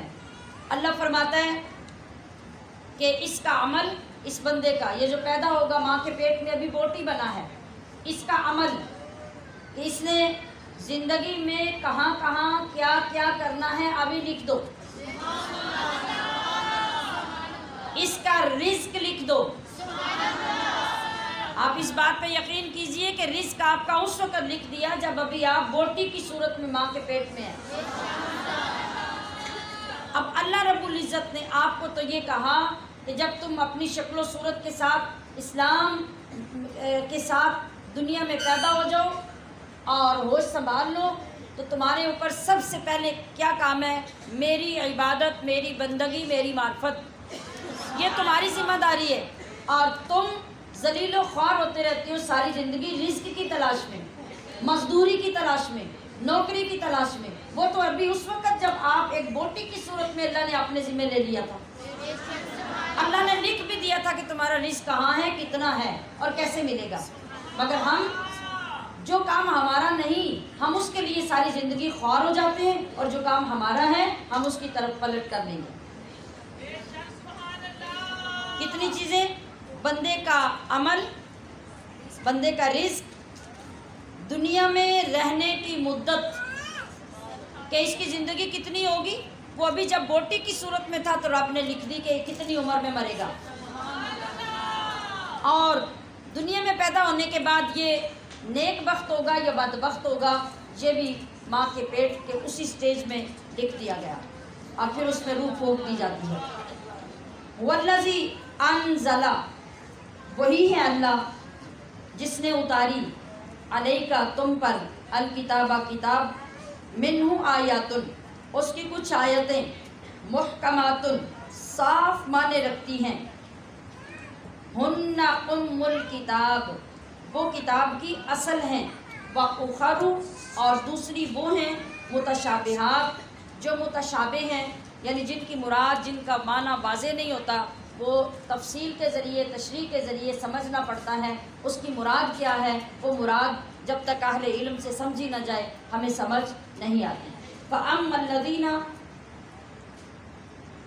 تو وہ لوگ، فی قلوبہم، جن کے دلوں میں زیغن، ٹیڑھ یا کجی ہے، فَيَتَّبِعُونَ، تو وہ پیچھے پڑتے ہیں، مَا تَشَابَہَ، ان آیتوں کے جو متشابہ ہیں، منہ، ان میں سے، ابتغاء الفتنۃ، فتنہ چاہنے کے لیے، وابتغاء تاویلہ، اور اس کی تعویل یا اس کے پہلو ڈھونڈنے کے لیے، وما یعلم، اور نہیں معلوم، تعویلہ، اس کی تعویل یا اس کا پہلو، الا اللہ، مگر اللہ ہی کو، والراسخون، اور جو پختہ ہیں، فی العلم، علم میں، یقولون، وہ کہتے ہیں، آمنا بہ، ہم اس پر ایمان لائے، کل، سب کچھ، من عند ربنا، ہمارے رب کے پاس سے ہے، وما یذکر، اور نہیں نصیحت مانتے، الا، مگر، اولو الالباب، عقل والے۔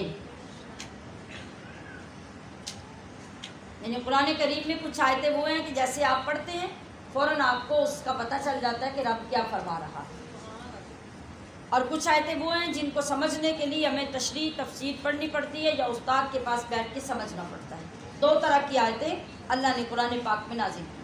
اب یہ جو متشابہ آیتیں ہیں ان میں ایک تو یہ طریقہ ہے کہ جس کے ظاہری معنی یا تو بالکل سمجھ ہی نہیں آتے، جیسے ابھی آپ نے پڑھا الف لام میم، یہ متشابہ آیات میں سے کہ آپ نے پڑھا مگر اس کا کوئی معنی آپ کو سمجھ نہیں آیا، اس کا معنی کیا ہے وہ اللہ ہی جانتا ہے۔ اور کبھی متشابہ ایسی آیتیں بھی ہوتی ہیں کہ جن کے ظاہری معنی سمجھ آتے ہیں لیکن جو اصل اس سے مراد ہوتی ہیں وہ سمجھ نہیں آتی۔ ایک متشابہ آیتیں ویسی بھی ہوتی ہیں۔ پہلی کی مثال میں نے دی الف لام میم، اس کا کوئی معنی آپ کو سمجھ نہیں آیا۔ اب دوسرا، جیسے قرآن کریم میں اللہ فرماتا ہے کہ ید اللہ فوق ایدیہم، ید اللہ، اللہ کا ہاتھ ان کے ہاتھوں کے اوپر ہے۔ اب ظاہری معنی تو ہاتھ کی سمجھ آ گئی کہ اس کو ہاتھ کہتے ہیں، ٹھیک ہے، لیکن اللہ تو ہاتھ سے پاک ہے، تو پھر اس سے مراد کیا ہے؟ اب ہمیں اس کی مراد کی سمجھ نہیں آئی نا، ہمیں سمجھنا پڑے گا کہ اللہ کے ہاتھ سے کیا مراد ہے۔ تو مفسرین کرام نے لکھا کہ ہاتھ کا لفظ ہمیں سمجھانے کے لیے استعمال کیا گیا، ورنہ اللہ ایسے ہاتھوں سے پاک ہے۔ اس سے مراد اللہ کے شایان شان جو ہاتھ ہے وہ ہاتھ ہوگا، ہمارے ہاتھ کی طرح کا ہاتھ نہیں ہوگا۔ اسی طرح قرآن پاک میں وجہ اللہ فسمى وجہ اللہ، تو تم اللہ کا چہرہ اس طرف پاؤ گے، اللہ چہرے سے بھی پاک ہے۔ تو پھر یہاں چہرے سے کیا مراد ہے؟ یہاں بھی یہی مراد ہے کہ اس مراد کو اللہ کے سوا کوئی نہیں سمجھ سکتا۔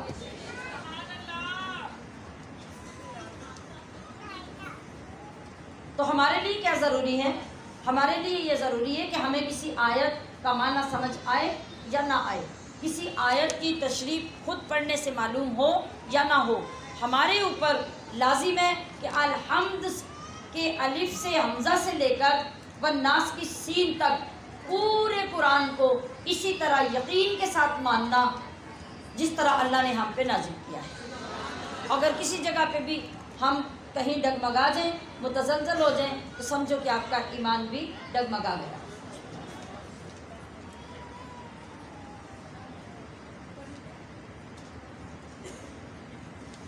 تو والراسخون فی العلم، ایک لفظ استعمال کیا گیا کہ وہ لوگ جو علم میں راسخ ہیں، راسخ کا مطلب ہوتا ہے پختہ یا مضبوط، تو جو لوگ علم میں راسخ ہیں، اس کا دوسرا معنی ہے عالم باعمل۔ کیا معنی ہے؟ وہ بندہ جو علم دین کے مطابق عمل کرنے والا ہو اور اپنی زندگی اس کے مطابق گزارنے والا ہو، وہ راسخ فی العلم ہے۔ اور پہچاننے کے لیے ہمارے پاس کیا نشانی ہونی چاہیے جس سے ہم پہچان سکیں کہ کوئی عالم راسخون میں داخل ہے یا راسخ فی العلم ہے کہ نہیں؟ اب علم کے ڈگریز لے کے تو لاکھوں لوگ پھر رہے ہیں، جو فارغ التحصیل ہیں وہ شیخ الحدیث بھی ہیں، شیخ القرآن بھی ہیں، مفتی بھی ہیں، قاضی بھی ہیں، ٹھیک ہے، لیکن ہمیں کیسے پتہ چلے گا کہ کون بندہ راسخ فی العلم ہے، جس کو عالم ربانی بھی کہا جاتا ہے؟ وہ کون ہے؟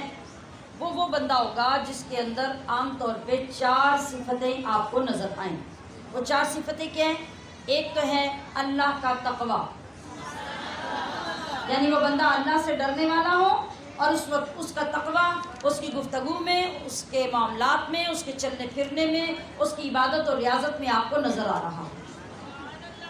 یہ کون ہے؟ یہ راسخ فی العلم میں بندہ ہے۔ دوسرا وہ بندہ جو لوگوں کے ساتھ اکڑ کے ساتھ، بڑائی کے ساتھ اپنے آپ کو بڑا سمجھ کے نہ ملے، بلکہ لوگوں سے ملے تو تواضع کے ساتھ ملے، لوگوں کے ساتھ گھل مل جائے، اپنے آپ کو ان کے اندر بیٹھ کے اپنے آپ کو بہت بڑا نہ کہے بلکہ تواضع کے ساتھ رہے۔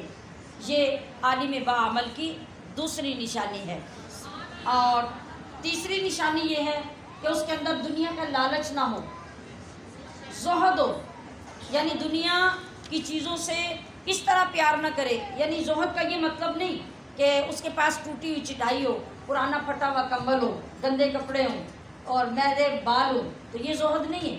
زہد کا یہ مطلب ہے، جیسا کہ آپ نے حضرت عائشہ صدیقہ رضی اللہ تعالی عنہا کے یوم میں بھی یہ سنا، اور اس سے پہلے بھی بارہا مرتبہ سنا، نبی علیہ السلام کے خود اپنی عادت مبارکہ اور اللہ کے بہت سے ولیوں کے بارے میں سنا کہ اگر ایک وقت میں ان کے پاس لاکھوں کے حساب سے دینار آ گئے، درہم آ گئے، پیسہ آ گیا، غلہ آ گیا، وہ اپنی جگہ سے اٹھے نہیں ہیں جب تک کہ حقداروں تک سارا تقسیم نہیں کر دیا۔ قیمتی سے قیمتی چیز آ گئی ہے تو اس کو ساری زندگی اس لیے نہیں سنبھال کے رکھا کہ یہ مجھے پسند ہے اور یہ بڑی قیمتی ہے۔ جب کسی کو ضرورت پڑی اس کو اٹھا کے دے دی، جس نے دی اس نے اس سے قبول کر لی، اور جس کو ضرورت پڑی اس کو اٹھا کے دے دی، اس سے پیار نہیں کیا، اس سے محبت نہیں کی۔ اس کی محبت اپنے رب کے ساتھ رہی، رسول کے ساتھ رہی اور دین کے ساتھ رہی، دنیا کی چیزوں کے ساتھ اس کی محبت نہیں رہی۔ اور یہ نہیں سوچا کہ اب یہ اتنی قیمتی چیز ہے تو میں اٹھا کے فلاں بندے کو دے دوں، نہیں، جو سامنے آ گیا اور جس کی ضرورت ہے چیزوں کو اٹھایا اور اٹھا کے تقسیم کر دیا، ان کو دے دیا۔ جس کے اندر یہ عادت ہے وہ بھی راسخ فی العلم ہے۔ اور چوتھی صفت ہے کہ اس بندے کا اپنے نفس پر کنٹرول ہو، نفس کے ساتھ وہ جنگ کرتا ہو اور نفس اس کے اوپر غالب نہ آ جائے، بلکہ بندہ نفس کے اوپر غالب آ جائے۔ جو اس کا دل کرتا ہے وہ نہ کرے، بلکہ جو رب کہتا ہے وہ کرے۔ یہ چار صفتیں جس کے اندر دیکھنے والوں کو نظر آئیں وہ راسخ فی العلم ہو۔ تو اللہ تبارک و تعالیٰ نے ان لوگوں کی تعریف فرمائی قرآن میں کہ ان لوگوں کی تعریف اور ان کا مقام یہ ہے کہ یہ کہتے ہیں کہ اے اللہ ہم تجھ پر ایمان لائے اور ہم یہ اقرار کرتے ہیں کہ ہر شے ہمارے رب کے پاس سے ہے، رب کے سوا کسی کا کوئی اور تصرف نہیں ہے۔ اور پھر اور کیا کہتے ہیں؟ اور کہتے ہیں ربنا لا تزغ، اے ہمارے رب نہ ٹیڑھے کر ہمارے قلوبنا، ہمارے دل، بعد اس کے اذ ہدیتنا، جب کہ تو نے ہمیں ہدایت دی، وہب لنا، اور عطا کر ہمیں من لدن کا، اپنے پاس سے، رحمتن، رحمت، انکا انت الوہاب، بے شک تو ہی بڑا دینے والا ہے۔ یہ کن کی صفات ہیں؟ الراسخون فی العلم، ان لوگوں کا مقام، ان لوگوں کی آہوزاری اور اللہ سے دعائیں یہ ہوتی ہیں۔ اور ربنا یہ بھی انہی کی دعا ہے کہ ربنا، اے ہمارے رب، انکا، بے شک تو، جامع، جمع کرنے والا ہے، الناسی، لوگوں کو، لیومن، اس دن کے لیے، لا ریب فیہ، جس میں کوئی شبہ یا کوئی شک نہیں، ان اللہ، بے شک اللہ، لا یخلف المیعاد، وعدہ خلاف نہیں کرتا۔ ان الذین کفروا، بے شک وہ جو کافر ہوئے، لم تغنیہ، ہرگز نہ بچا سکیں گے، عنہم، انہیں، اموالہم، ان کے مال، ولا اولادہم، اور نہ ان کی اولاد، من اللہ، اللہ سے، شیئا، کچھ، واولئک، اور وہی لوگ، ہم وقود النار، دوزخ کا ایندھن ہیں۔ دوزخ کا ایندھن یعنی ایک ہوتا ہے کہ آگ کے اوپر کسی چیز کو پکانا یا کسی چیز کو جلانا، ایک وہ چیز ہوتی ہے جس کے ذریعے آگ بنائی جاتی ہے، جیسے بالن جس کو کہتے ہیں، لکڑیاں ہیں، گیس ہے، کوئی بھی چیز جو ایندھن بنتی ہے اور اس سے آگ تیار ہوتی ہے۔ تو اللہ نے فرمایا کہ وہ لوگ جو کفر کرنے والے ہیں وہ صرف دوزخ میں جلیں گے نہیں، بلکہ دوزخ کا بالن بنائے جائیں گے۔ کدأب آل فرعون، جیسے طریقہ آل فرعون کا، والذین من قبلہم، اور ان سے اگلوں کا یا پہلوں کا، کذبوا، کہ انہوں نے جھٹلایا، بآیاتنا، ہماری آیتوں کو، فأخذہم اللہ، تو پکڑا ان کو اللہ نے، بذنوبہم، ان کے گناہوں کی وجہ سے، واللہ شدید العقاب، اور اللہ کا عذاب سخت ہے۔ تو اللہ تبارک و تعالیٰ یہاں کیا بتانا چاہ رہا ہے کہ جس طرح اللہ نے ان کے گناہوں پر ان کو پکڑا، ان کو ہلاک کیا، ان کی بستیوں کو برباد کیا، ان کے پورے کی پوری قوموں کو مار دیا، ان کو ہلاک کر دیا، طاعون جیسی بیماری میں مبتلا کر کے ہلاک کر دیا، اور اپنے غضب سے ان کو ہلاک کر کے سب کو تباہ کر دیا، تو جس طرح ان کے ساتھ ایسے ہوا، اگر آج بھی کوئی شخص اسی راہ پہ چلے گا تو اللہ ان کی پکڑ بھی فرما سکتا ہے۔ قل للذین کفروا، فرما دیجئے کافروں سے، ستغلبون، کہ ان قریب تم مغلوب ہو جاؤ گے، یعنی تم پہ کوئی غالب آ جائے گا، وتحشرون، اور ہانکے جاؤ گے تم، الی جہنم، دوزخ کی طرف، وبئس المہاد، اور وہ بہت ہی برا بچھونا ہے۔ یا بہت ہی برا ٹھکانہ ہے۔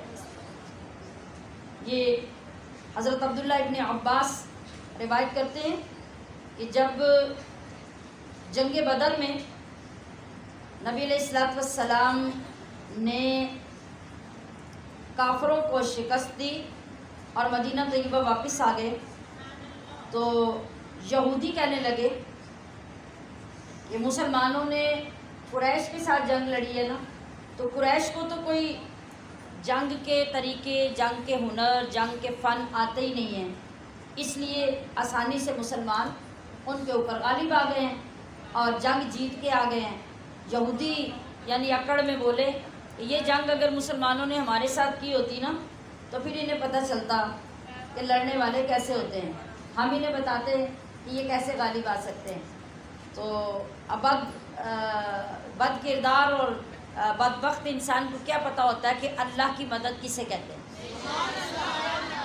وہاں جو جنگ کے فنون تھے یا جنگ کے طریقے کار تھے ان کی تو بات ہی نہیں تھی کہ قریش مکہ کو جنگ لڑنا نہیں آتا تھا اور وہ بڑے ماہر نہیں تھے، تو اس لیے اگر وہ نہیں تھے تو یہ جو مسلمان آئے تھے مکہ سے، یہ بھی تو وہیں سے آئے تھے نا، یہ بھی تو انہی کی قوموں کے لوگ تھے، تو انہوں نے کہاں سے تربیت حاصل کی؟ تو کہنے لگے کہ اگر یہ ہم سے لڑتے تو پتہ چلتا کہ لڑنے والے کیسے ہوتے ہیں۔ تو یہاں ان کی اس بات کی وجہ سے اللہ پاک نے گویا غیبی خبر دی ان کو کہ تم فکر نہ کرو، آج تم بڑے بڑھ چڑھ کے بول رہے ہو نا، تو بڑی جلدی وہ وقت آنے والا ہے کہ تم مغلوب ہو جاؤ گے، تم قتل بھی کر دیے جاؤ گے، تم گرفتار بھی کر دیے جاؤ گے، اور پھر تمہارے اوپر جزیہ بھی مقرر کیا جائے گا، اس کے بغیر تم مسلمانوں کی حکومت میں رہ بھی نہیں سکو گے۔ اور انجام کیا ہوگا؟ پھر اس سب کچھ کے آخر پہ تمہیں اس طرح دوزخ میں ہانک کر لے جایا جائے گا جیسے کوئی مال مویشی رکھنے والا بندہ اپنے مال مویشیوں کو ہانک کر لے جاتا ہے۔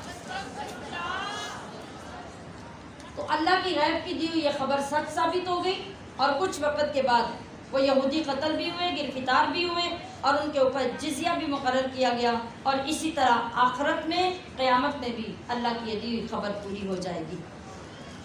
قد کان لکم، بے شک تھی تمہارے لیے نشانی،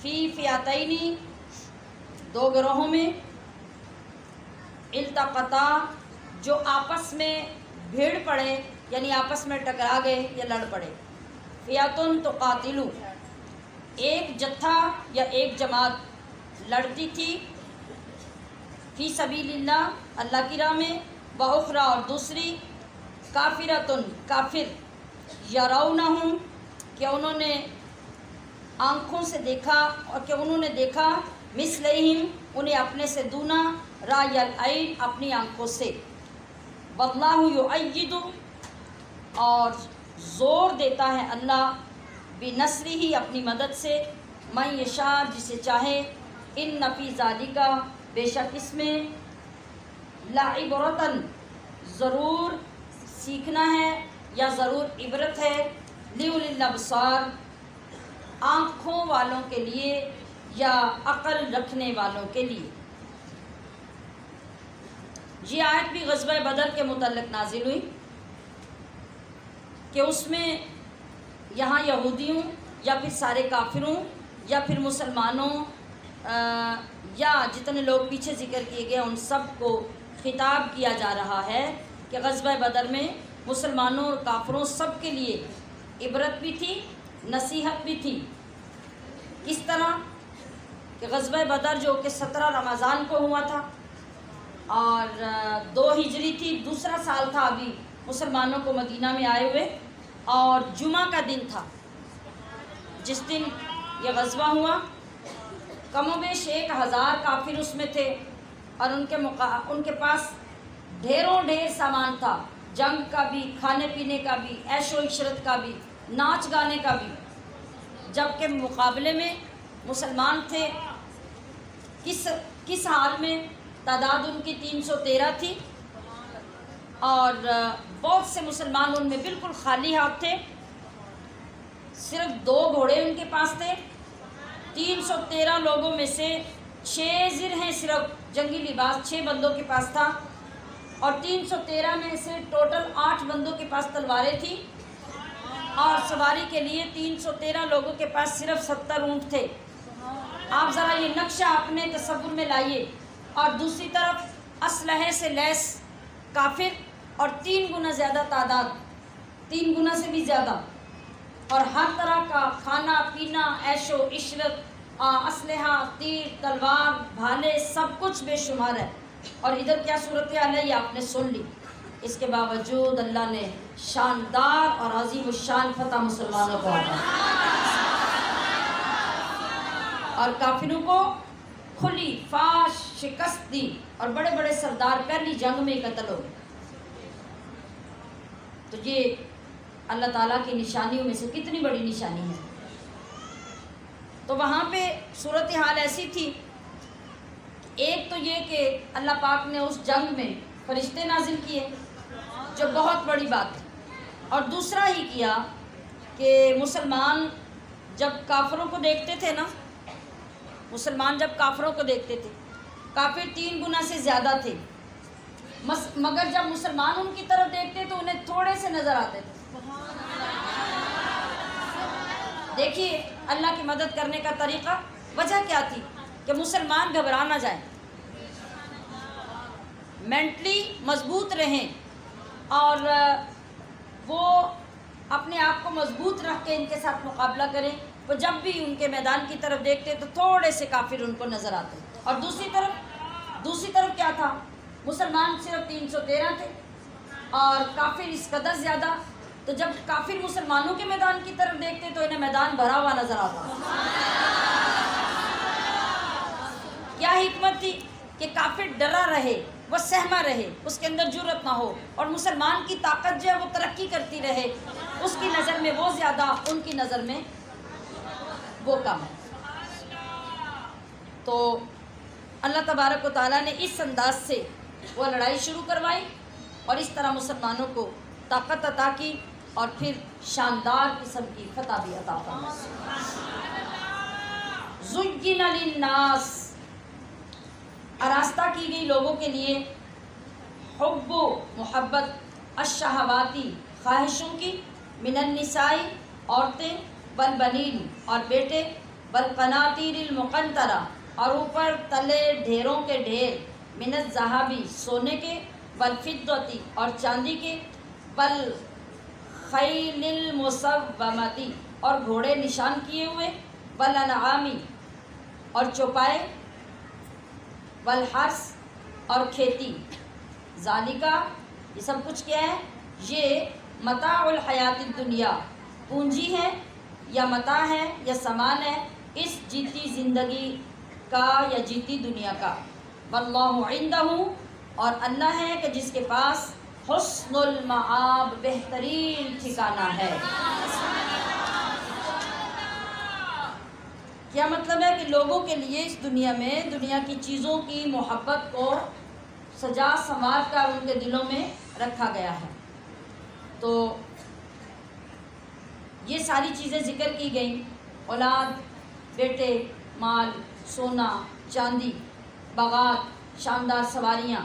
اب آپ غور کریں، آپ خود فیصلہ کریں گے کہ ان چیزوں کی محبت لوگوں کے اندر کس طرح کوٹ کوٹ کے بھری ہوئی۔ پچھلے کسی پروگرام میں نے کسی ایک خاتون کا ذکر کیا تھا کہ وہ ان کی بہو کسی بات کو بیان کرتے ہوئے کہنے لگی کہ ساس ہمیں باہر نہیں جانے دیتی۔ میں نے کہا کہ آپ ان کو بھی ساتھ لے جائیں، آخر وہ آپ کے شوہر کی والدہ ہیں، تو آپ انہیں بھی ساتھ لے جائیں۔ اگر وہ آپ کو نہیں لے جانے دیتی تو آپ سارے اکٹھے چلے جائیں، آپ کا مسئلہ حل ہو جائے، اختلاف ختم ہو جائے۔ تو وہ کہنے لگی کہ وہ باہر جانا تو دور کی بات ہے، وہ کسی بہن بھائی کے گھر میں بھی جا کے رات نہیں رکتی۔ میں نے کہا وجہ کیا ہے؟ کہتی ہے کہ انہوں نے گھر اتنا خوبصورت بنایا ہے اور 24 گھنٹے اس گھر کے ساتھ لگی رہتی ہیں۔ کہتی ہیں کہ اگر میری موت بھی آ گئی تو میں پہلے صفائیاں کر کے مروں۔ یہ میں نے آپ کو آپ کے معاشرے میں سے بات سنائی ہے۔ تو ایسی کتنی مخلوق، کتنے لوگ اس طرح کے ہیں جو ساری زندگی ان چیزوں کی محبت میں برباد کر دیتے ہیں، نہ انہیں کبھی چیزیں دینے والا یاد آیا، نہ کبھی اپنا مالک و خالق یاد آیا۔ تو توبہ کرنی چاہیے ان چیزوں سے۔ یہ ساری چیزیں کیا ہیں؟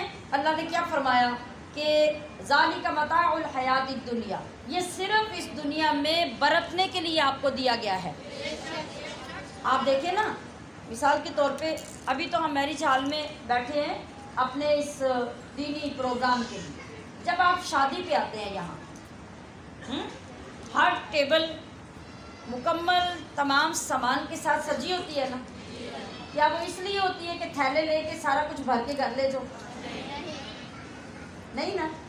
آپ کو کراکری پسند آ جائے، آپ کو مطلب اس کے اندر رکھی ہوئی چیزیں ہیں، گلدان ہیں، برتن ہیں، سپونز ہیں۔ اب یہ مختلف میرج ہال میں بھی آپ دیکھ رہے ہیں بڑی شاندار قسم کی چیئرز وہ رکھی ہوئی ہیں جو ابھی نیو ماڈل سے آئی ہیں۔ تو آپ کیا کرتے ہیں؟ آپ کو ساری چیزیں اگر پسند آتی ہیں تو کیا آپ ان کو تھیلوں میں بھر کے گاڑی میں رکھ کے لے جاتے ہیں؟ عقل کام کرتی ہے نا کہ یہ صرف یہاں استعمال کے لیے ہیں۔ تو کاش کہ ہماری عقل یہ کام کرنے لگ جائے کہ اس دنیا میں جو کچھ بھی ہے وہ صرف برتنے کے لیے، وہ صرف برتنے کے لیے۔ جس طرح ایک لمٹ ہے نا، 3 گھنٹے ٹائم ہے آپ کا میرج ہال میں، 3 گھنٹے یہاں بیٹھے ہوئے آپ یہاں صوفے استعمال کر سکتے ہیں، ٹیبل کر سکتے ہیں، اے سی کر سکتے ہیں، برتن استعمال کر سکتے ہیں، کھانے پینے کا جتنا سامان آپ کھا پی سکتے ہیں وہ لے سکتے ہیں، مگر ان میں سے کوئی چیزیں اٹھا کے آپ گھر نہیں لے جا سکتے۔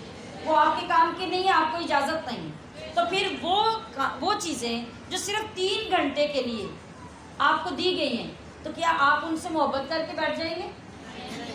آپ ضد لگا کے بیٹھ جائیں گے، نہیں جی میرا تو اتنے دل لگ گیا، میں نہیں جانا، اب مجھے تو ان چیزوں سے بڑی محبت ہوگی۔ تو ہماری ساری زندگی جو ہے نا، اور یہ دنیا کے میرج ہال ہی ہے، اور اس میرج ہال، دنیا کے میرج ہال میں جو ہمیں دیا گیا ہے وہ صرف برتنے کے لیے دیا گیا ہے کہ آپ ان کو برتیں اور بس ان سے سہولت حاصل کریں، اپنی ضروریات پوری کریں۔ یہ سب کا سب یہاں رہ جائے گا، آپ کا جب وعدہ آ جائے گا آپ کو خالی ہاتھ اٹھ کے جانا پڑے گا۔ تو جو چیز آپ ساتھ ہی نہیں لے جا سکتے، سوچئے ساری زندگی آپ زیورات سے محبت کرتے ہیں، آپ بازو پہ 6 کڑے ڈال کے رکھتے ہیں، 2 4 انگوٹھیاں پہن کے رکھتے ہیں، 2 3 سوراخ آپ نے کانوں میں کروائے ہوئے ہیں ماشاءاللہ سے، مگر پتہ ہے کہ جب آپ کے جانے کا وقت آنا ہے تو سب نے کھینچ کے نکال دینا، کینچیوں سے کاٹ کر نکال لینے ہیں لوگوں نے، کچھ آپ کے ساتھ نہیں جانے والا۔ ہمیں کن چیزوں سے محبت کی ضرورت ہے؟ فرمایا کہ واللہ عندہ حسن المآب، کہ بہترین ٹھکانہ تمہارا اللہ کے ہاں ہے اور اس ٹھکانے کے لیے تمہیں بندوبست کرنا ہے۔ قل، آپ فرما دیجئے، او نبیکم، کیا میں تمہیں بتا دوں، بخیر من ذالکم، اس سے بہتر چیز، یعنی یہ جو کچھ پیچھے بیان ہوا، اے حبیب آپ ان لوگوں سے کہیے کہ میں تمہیں ان سب سے کوئی بہترین چیز بتاؤں جو محبت کے لائق ہے، جو پیار کرنے کے لائق ہے، جو نفع کے لائق ہے، وہ بتا دوں؟ للذین اتقوا، وہ کن کے لیے ہے؟ وہ ہے پرہیزگاروں کے لیے۔ اور کہاں ہے؟ عند ربہم، ان کے رب کے پاس، جنات، وہ جنتیں ہیں، تجری من تحتہا، جن کے نیچے بہتی ہیں یا رواں ہیں، الانہار، نہریں، خالدین فیہا، وہاں برتنے والا چکر نہیں ہوگا بلکہ ہمیشہ وہاں رہنا ہوگا۔ وازواج، اور وہاں بیویاں، مطہرات، ستھری، فرضوان، اور خوشنودی، من اللہ، اللہ کی، واللہ بصیر بالعباد، اور اللہ اپنے بندوں کو دیکھتا ہے۔ یہ لوگ جو ان چیزوں سے محبت کرتے ہیں ان کا طریقہ کار کیا ہوتا ہے؟ الذین یقولون، وہ پرہیزگار جو یہ کہتے ہیں، ربنا اننا، اے ہمارے رب، بے شک ہم، آمنا، ایمان لائے، فاغفر لنا، تو بخش دے یا معاف کر دے ہمارے ذنوبنا، ہمارے گناہ، وقنا، اور بچا لے ہمیں عذاب النار، دوزخ کے عذاب سے۔ سبحان اللہ، سبحان اللہ و بحمدہ. ذرا دیکھیے کہ اللہ نے کتنے دل نشین اور کتنے حسین انداز میں دنیا کی چیزوں سے ہماری رغبت کم کروائی ہے اور جنت کے حسین نظارے ہماری آنکھوں میں بسائے ہیں. ان کو حاصل کرنے اور اللہ کی رضا پانے کی ترغیب اور دعوت ہمیں دی جا رہی ہے. یعنی مطلب یہ کہ اے حبیب، آپ ان لوگوں کو دنیا کی حقیقت اور اس کے فنا ہونے پر یقین دلا کر ان کو بتائیے کہ یہ جتنی چیزیں دنیا میں تمہیں پسند ہیں، جن کے ساتھ تمہیں عشق ہے، جن پہ تم اپنی جوانی، اپنی زندگی، اپنی محنتیں قربان کر دیتے ہو، ان سے بھی کوئی زیادہ اچھی چیز ہے میں تمہیں بتاؤں. دیکھیے انداز دیکھیے، جب آپ بتانے سے پہلے لوگوں کو متوجہ کرتے ہیں تو کیا ہوتا ہے؟ سننے والوں کے اندر شوق پیدا ہوتا ہے. تو یہ اللہ کا طریقہ ہے، اپنے محبوب کو سکھا رہا ہے کہ حبیب ذرا ان کو متوجہ کیجئے اور ان کو سسپینس میں رکھیے اور ان سے پوچھئے کہ میں تمہیں ان ساری دنیا کی شاندار دولتوں سے زیادہ کوئی افضل، اعلیٰ، قیمتی چیز نہ بتاؤں. ایسی بات سن کے آپ بھی تیار ہو جائیں گے نا سننے کے لیے.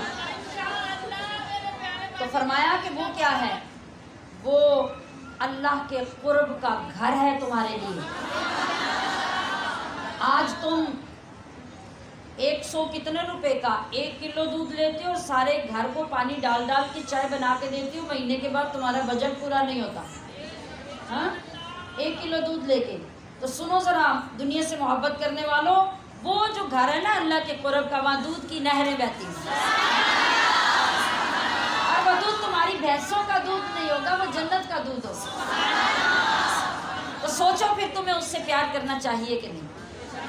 اور پھر آج کیمیکلز ملی چینی لے لے کے تم گھر میں رکھتے ہو اور وہ بھی مہینے بعد سوچ سوچ کے استعمال کرتے ہو کہ کتنی استعمال کریں، اس کے اندر کتنی بیماریاں ہوتی ہیں، اور تم اس کے بغیر کوئی چیز نہیں کھاتے. تو ذرا اللہ کے گھر کی طرف توجہ کرو، اس سے پیار کر کے دیکھو. وہاں کلو کے حساب سے، گرام کے حساب سے تمہیں شہد نہیں خریدنی پڑے گی، دودھ کی نہر کی طرح شہد کی بھی نہریں بہتی ہیں. سبحان اللہ. آج دنیا میں جو شراب تم بناتے ہو وہ شراب نشے پیدا کرتا ہے، مگر پاکیزہ، میٹھی، حلال، طیب، خوشبودار شراب کی نہریں بھی تمہاری جنتوں میں اللہ جاری فرماتا ہے. اور اس کے لیے تمہیں کہیں جانا نہیں پڑے گا. ہر باغ، ہر بندے کا باغ، ہر بندے کا محل جو ہوگا اس کے اندر سے نہریں گزرتی ہیں. اور وہاں جائے گا کون؟ وہاں جائیں گے پرہیزگار لوگ، وہاں جائیں گے متقی لوگ، وہاں جائیں گے اللہ اور رسول سے محبت کرنے والے لوگ. اور یہ سب کچھ تو وہاں تمہیں وافر دیا جائے گا. لیکن اے ایمان والو، ان ساری چیزوں پر جو اعلیٰ ترین نعمت ہے وہ ہے تمہارے رب کا قرب اور تمہارے رب کا دیدار جو تمہیں وہاں ہے. تو سنیے، پھر آگے بیان کیا گیا پیچھے کہ اے اللہ، تو ہمارے دلوں سے، یہ جو متقی لوگ ہیں یہ سارا کچھ سننے کے بعد کیا کہتے ہیں؟ اللہ سے کہتے ہیں کہ یا اللہ، ہمارے دلوں سے دنیا اور دنیا کی محبت نکال کر اپنی محبت اور اپنے گھر کی محبت ڈال دے اور ہمیں دوزخ کے عذاب سے نجات عطا فرما. الصابرین، صبر والے، والصادقین، اور سچے، والقانتین، ادب والے، والمنفقین، اور خرچ کرنے والے، والمستغفرین، اور معافی مانگنے والے، بالاسحاری، رات کے پچھلے پہر. یہ کون ہے؟ یہ متقین کی صفات ہیں. کہ متقی پہچاننے کے لیے کیا دیکھنا پڑے گا؟ کون متقی ہوگا؟ جو صابر ہوگا. کون متقی ہوگا؟ جو سچا ہوگا. کون متقی ہوگا؟ جو ادب والا ہوگا. کون متقی ہوگا؟ جو اللہ کی راہ میں دل کھول کے خرچ کرنے والا ہوگا.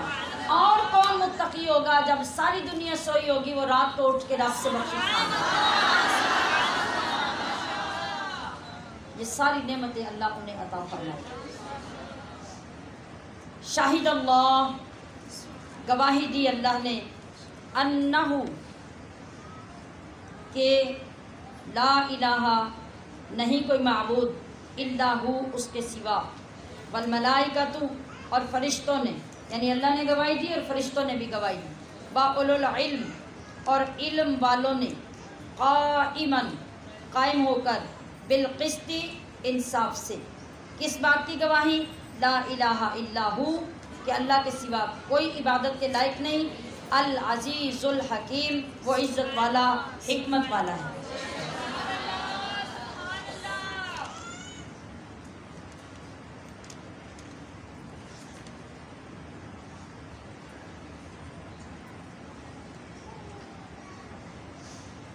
ان الدین عند اللہ الاسلام، ان الدین بے شک دین ہے، عند اللہ اللہ کے یہاں، الاسلام اسلام ہی، وما اختلف الذین اور نہ پھوٹ میں پڑے، اوت الکتاب کتابی، الا من بعد مگر اس کے بعد، ما جاءہم کہ آ چکا ان کے پاس، العلم علم، بغیم بینہم اپنے دلوں کی جلن سے یا اپنے حسد کی وجہ سے، وَمَن یکفر بآیات اللہ اور جو منکر ہوا اللہ کی آیتوں کا، فإن اللہ تو بے شک اللہ سریع الحساب جلد حساب لینے والا ہے۔ کیا سمجھ آئی اس سے؟ کہ جتنے نبی بھی اللہ پاک نے دنیا میں بھیجے سب نبیوں کا دین اسلامی تھا، لہٰذا اسلام کے سوا کوئی اور دین اللہ کی بارگاہ میں قبول نہیں ہے۔ اب اسلام سے مراد وہ دین ہے جو نبی کریم صلی اللہ علیہ وسلم لے کر آئے ہیں۔ اللہ تعالیٰ نے تمام لوگوں کے لیے آپ کو رسول بنا کے بھیجا ہے، آپ کو آخری نبی بنایا ہے۔ اب نہ کوئی اس کے بعد کتاب آئے گی، نہ اس کے بعد کوئی نبی آئے گی۔ تو یہود و نصارہ کے بارے میں اگلے الفاظ آئے کہ یہ جو اہل کتاب تھے انہوں نے اسلام کو چھوڑا، نبی علیہ الصلوۃ والسلام کی نبوت میں اختلاف کیا، اور اختلاف بھی کب کیا؟ جہالت کی وجہ سے نہیں کیا، اختلاف بھی کیا کہ ان کے پاس باقاعدہ علم تھا، ان کے پاس باقاعدہ دلائل تھے، ان کے پاس باقاعدہ نشانیاں تھیں، اور اپنی کتابوں میں اور خود مدینہ پاک میں آ کر اس مدینے کی نشانیاں بھی ان کی کتابوں کے اندر موجود تھیں، وہ بھی جب دیکھی تو وہ بھی ساری سچ تھی۔ جو نبی علیہ السلام کا حلیہ مبارک، آپ کی جو پرسنالٹی تھی، آپ کی جو شخصیت مبارک تھی، اس کی ایک ایک نشانی ان کی کتابوں میں لکھی تھی، اور جب آپ کی زیارت کی تو ایک ایک نشانی آپ کی ذات میں دیکھ بھی لی۔ پھر کیوں انکار کیا؟ پھر قرآن نے کہا کہ یہ ان کے دلوں کے اندر جو حسد تھا، جو جلن تھی، یہ انکار اس کی وجہ سے، ورنہ دیکھ تو وہ سب کچھ چکے تھے۔ فَإِنْ حَاجُّوكَ پھر اگر حجت کریں وہ تم سے اے محبوب، فَقُلْ أَسْلَمْتُ تو آپ فرما دیجئے کہ میں جھکائے ہوئے ہوں، وجہی اپنا منہ، للہ اللہ کے حضور، وَمَنِ اتَّبَعَنِ اور جو میرے پیروکار ہوئے وہ بھی جھکائے ہوئے ہیں، وَقُلْ لِلَّذِينَ اور فرما دیجئے اوت الکتابہ کتابیوں سے، والأمیین اور ان پڑھوں سے، أَأَسْلَمْتُمْ کیا تم نے گردن رکھی یا کیا تم جھکے؟ فَإِنْ أَسْلَمُوا پس اگر وہ جھکیں یا گردن رکھیں، فَقَدْ اهْتَدَوْا تو وہ ہدایت پا گئے، وَإِنْ تَوَلَّوْا اور اگر وہ منہ پھیریں، فَإِنَّمَا عَلَيْكَ الْبَلَاغُ تو پھر بے شک آپ پر پہنچا دینا ہے، واللہ بصیر بالعباد اور اللہ اپنے بندوں کو دیکھ رہا ہے۔ یہاں آپ نے دیکھا کہ اللہ پاک نے اپنے نبی کو بھی یہ نہیں فرمایا کہ آپ جیسے تیسے ان کو زور لگا کے دین کی طرف لاؤ، ان کے ساتھ یہ کرو وہ کرو، نہیں، فرمایا کہ آپ پر کیا ہے میرا پیغام دینا۔ آپ تمام نگران، تمام ناظمات اور تمام جو دعوت دینے والی ہماری بہنیں، بچیاں اور خواتین ہیں، آپ سب کے لیے بھی یہ خوشخبری ہے کہ اللہ رب العزت نے آپ سب کے لیے ہمارے لیے یہ پابندی نہیں لگائی کہ جیسے تیسے کسی کو مارو پیٹو زبردستی کرو ہر حال میں اس کو دین کی طرف لاؤ، نہیں، ہماری اتنی آسان ڈیوٹی ہے کہ آپ کا ہمارا کام اتنا ہے کہ اللہ اور اس کے رسول کے پیغام لوگوں تک پہنچائیں، مگر محبت سے پہنچائیں، اخلاص سے پہنچائیں، دلیل کے ساتھ پہنچائیں۔ اللہ اس کے اندر برکت پیدا کرے گا اور اس برکت کے ساتھ پھر اللہ لوگوں کے دل پھیر دے گا۔ بے شک وہ لوگ جو منکر ہوئے بیاات اللہ، اللہ کی آیتوں کے، ویقتلون اور شہید کرتے تھے النبیین پیغمبروں یا نبیوں کو، بغیر حق ناحق، ویقتلون اور وہ قتل کرتے الذین یامرون ان کو جو حکم دیتے انصاف کا، من الناس لوگوں میں سے یا ان لوگوں کو، فبشرہم تو خوشخبری دے دو انہیں، بعذاب علیم دردناک عذاب کی۔ دردناک عذاب کی بھی کبھی خوشخبری ہوئی ہے؟ عذاب کی خوشخبری ہوتی ہے؟ نہیں، تو پھر کیوں کہا؟ یہ خوشخبری کا لفظ ہم اس وقت استعمال کرتے ہیں جب اگلا بندہ اب بالکل انتقام اور سزا کے شکنجے میں کس دیا جاتا ہے اور اس کا سارا غرور خاک میں مل جاتا ہے، اب اسے کہا جاتا ہے کہ اب یہ تیرے لیے خوشخبری ہے۔ سمجھ آئی؟ اس انداز میں قرآن بھی یہاں فرما رہا ہے، اولئک الذین حبطت، یہ وہ لوگ ہیں کہ اکارت گئے یا برباد ہو گئے، اعمالہم جن کے عمل فی الدنیا والآخرہ دنیا اور آخرت میں، وما لہم اور نہیں ان کا من ناصرین کوئی مددگار، دنیا میں جو ایمان نہیں لائے گا اس کا یہی انجام ہو۔ الم ترى کیا نہ دیکھا تم نے، الی الذین ان کی طرف، اوتوا نصیبا جن کو ملا ایک حصہ، من الکتابی کتاب کا، یدعون کہ وہ بلائے جاتے ہیں، الی کتاب اللہ اللہ کی کتاب کی طرف، لیحکم کہ وہ فیصلہ کرے، بینہم ان کا، ثم یتولا پھر جاتا ہے، فریق ایک گروہ، منہم ان میں، وہم معرضون اور وہ ہیں ہی پھرنے والے، یا وہ پھر جاتا ہے ایک گروہ ان سے منہ پھیرتے ہوئے۔ ذالک بانہم یہ اس لیے، قالو کہ وہ کہتے ہیں، لن تمسنا ہمیں ہرگز نہ چھوئے گی، النار آگ، الا ایاما معدودات مگر گنتی کے دن، وغرہم اور فریب دیا یا دھوکہ دیا انہیں، فی دینہم ان کے دین نے، ما کانوا یفترون اس وجہ سے کہ وہ جھوٹ باندھتے تھے۔ یہ یہودیوں اور عیسائیوں کے متعلق یہ آیت نازل ہوئی، یعنی یہ جو انہیں عذاب کی خبر دی جا رہی ہے یہ اس لیے دی جا رہی ہے کہ یہ مسلمانوں کی باتیں نہیں مانتے تھے، اسلام کا انکار کرتے تھے اور کہتے تھے ہم تو اللہ کے پیارے مقرب، اور دوسرے آگے چل کے کہتے ہیں ہم تو اللہ کے بیٹے ہیں، تو اللہ ہمیں کیوں عذاب دے گا؟ اگر مان بھی لیا جائے تمہاری بات کو اے مسلمانوں کہ ہمیں عذاب ہوگا تو بس اتنے دن ہوگا جتنے دن ہم نے وہ پیچھے ہمارے بڑوں نے بچڑا بنایا تھا، پڑھ چکے ہیں نا آپ اس کا پیچھے، وہ کتنے دن تھا، یا 7 دن یا 21 دن یا 40 دن، تو انہوں نے کہا کہ بس اتنے دن اگر عذاب ہوا تو ہوگا ورنہ وہ بھی نہیں ہوگا۔ تو یہاں اللہ تبارک و تعالیٰ ان کی وضاحت کر رہا ہے کہ وغرہم فی دینہم، یہ جس برے اور غلط اور باطل دین پہ چلے تھے ان کے دین نے ان کو دھوکہ دیا، اب ان کے یہ دعوے سب کے سب باطل ہوں گے اور انہیں پتہ کب چلے گا؟ اللہ فرما رہا ہے کہ ذرا سوچو کہ کیا منظر ہوگا، فکیفا تو کیسی ہوگی، اذا جمعناہم جب ہم انہیں اکٹھا کریں گے، لیوم اس دن کے لیے، لا ریب فیہ جس میں کوئی شک نہیں، یعنی قیامت، ووفیت اور پوری دی جائے گی، کل نفس ہر جان کو، ما کسبت اس کی کمائی، وہم لا یظلمون اور ان پر ظلم نہیں ہوگا۔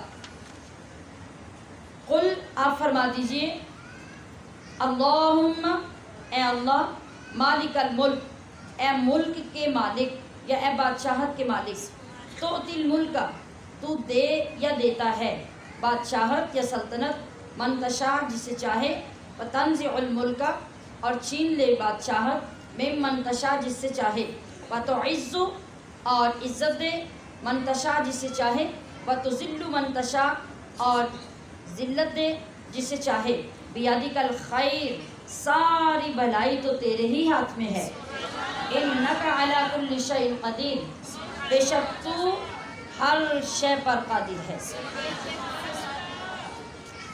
اب یہ جو آیت کریمہ ہے نا، یہ ابھی آپ نے جو پڑھی ہے قل اللہم، اور اس سے آگے جو میں پڑھنے لگی ہوں تولج اللیل، تو ڈالے رات کا کچھ حصہ فی النہاری دن میں، وتولج النہار اور تو ڈالے دن کا کچھ حصہ فی اللیل رات میں، وتخرج الحی اور تو نکالے زندہ کو من المیت مردہ سے، وتخرج المیت اور تو نکالے مردہ کو من الحی زندہ سے۔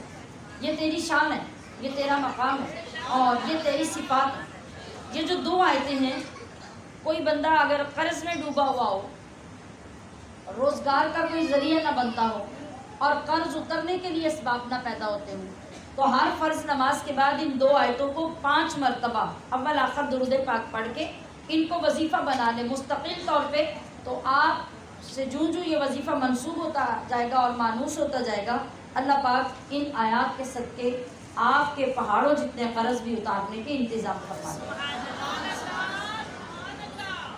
ڈالنے کا کیا مطلب ہے؟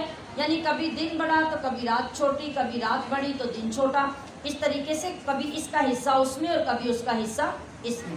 زندہ کو مردہ سے اور مردہ کو زندہ سے نکالنے کا کیا مطلب ہے؟ جیسے انسان جو بنتا ہے، انسان بے جان نطفے سے بنتا ہے، بے جان سے زندہ بنا دیا، اور پرندہ جب اللہ پیدا کرتا ہے یا کوئی جانور ہوتا ہے جو انڈے دینے والے جو پرندے ہیں، وہ بے روح انڈا ہوتا ہے اور بے جان انڈے سے اللہ زندہ چوزا پیدا کر دیتا ہے۔ لا یتخذ المؤمنون، نہ بنا لیں مومن الکافرین کافروں کو، اولیاء دوست، من دون المؤمنین مسلمانوں کے سوا۔ یہ پوری دنیا کے مسلمانوں کے لیے قاعدہ ہے کہ کبھی بھی بد مذہب، بے دین، کافر، مشرک کے ساتھ یہ سمجھ کے دوستی مت کرو کہ یہ تمہارا مخلص ہے۔ بعض اوقات تمہیں ظاہری طور پہ لگتا ہے کہ یہ تو میرا بڑا اچھا دوست ہے، یہ بڑا مخلص ہے، لیکن جس کو اللہ نے کہا کہ اس کو کبھی دوست نہ بناؤ، وہ کبھی تمہیں فائدہ نہیں دے سکتا۔ وَمَن يَفْعَلْ ذَلِكَ، اور جو ایسا کرے، فَلَيْسَ مِنَ اللَّهِ، تو نہ رہا اسے اللہ سے فی شیئن کوئی واسطہ یا کوئی تعلق، الا ان تتقوا، مگر یہ کہ تم کچھ ڈرو، منہم ان سے، تقا ڈرنا، وَيُحَذِّرُكُمُ اللَّهُ اور ڈراتا ہے تمہیں اللہ، نفسہ اپنے غضب یا اپنے عذاب سے، وَإِلَى اللَّهِ الْمَصِيرُ اور اللہ ہی کی طرف پلٹ کر جانا ہے۔ قُلْ إِن تُخْفُوا مَا فِي صُدُورِكُمْ، تم فرما دو کہ اگر تم چھپاؤ جو کچھ تمہارے دل میں ہے، او تبدوہ یا اس کو ظاہر کرو، یعلمہ اللہ، اللہ اس کو جانتا ہے۔ یعنی تمہارے کسی چیز کو ظاہر کرنے یا چھپانے سے کوئی فرق نہیں پڑتا، اللہ تو ہمیشہ ہر وقت ہر چیز کو جانتا ہے۔ واللہ علی کل شیء قدیر اور اللہ ہر شے پر قادر ہے۔ یوم تجد، جس دن پائے گی، کل نفس ہر جان، ما عملت جو کچھ اس نے کام کیا ہوگا، من خیر اچھا، محترا حاضر، یعنی ہر جان اپنے اچھے کام کو حاضر پائے گی، وما عملت اور جو کیا ہوگا کام، من سوء برا، یعنی برا کام بھی اپنے سامنے قیامت میں پائے گی اور اچھا کام بھی اپنے سامنے قیامت میں پائے گی۔ تودو، وہ امید کرے گی، لو ان بینہا، کاش کے اس میں یعنی جان میں، وہ کہے گی کہ مجھ میں، وبینہ اور اس میں، یہ جو مجھے انجام نظر آ رہا ہے، امدم بعیدہ، دور کا فاصلہ ہوتا، یعنی آج اپنا انجام میں اپنی آنکھوں سے نہ دیکھیں۔ وَيُحَذِّرُكُمُ اللَّهُ نَفْسَهُ اور اللہ ڈراتا ہے تمہیں اپنے عذاب سے، واللہ رؤوف بالعباد. اور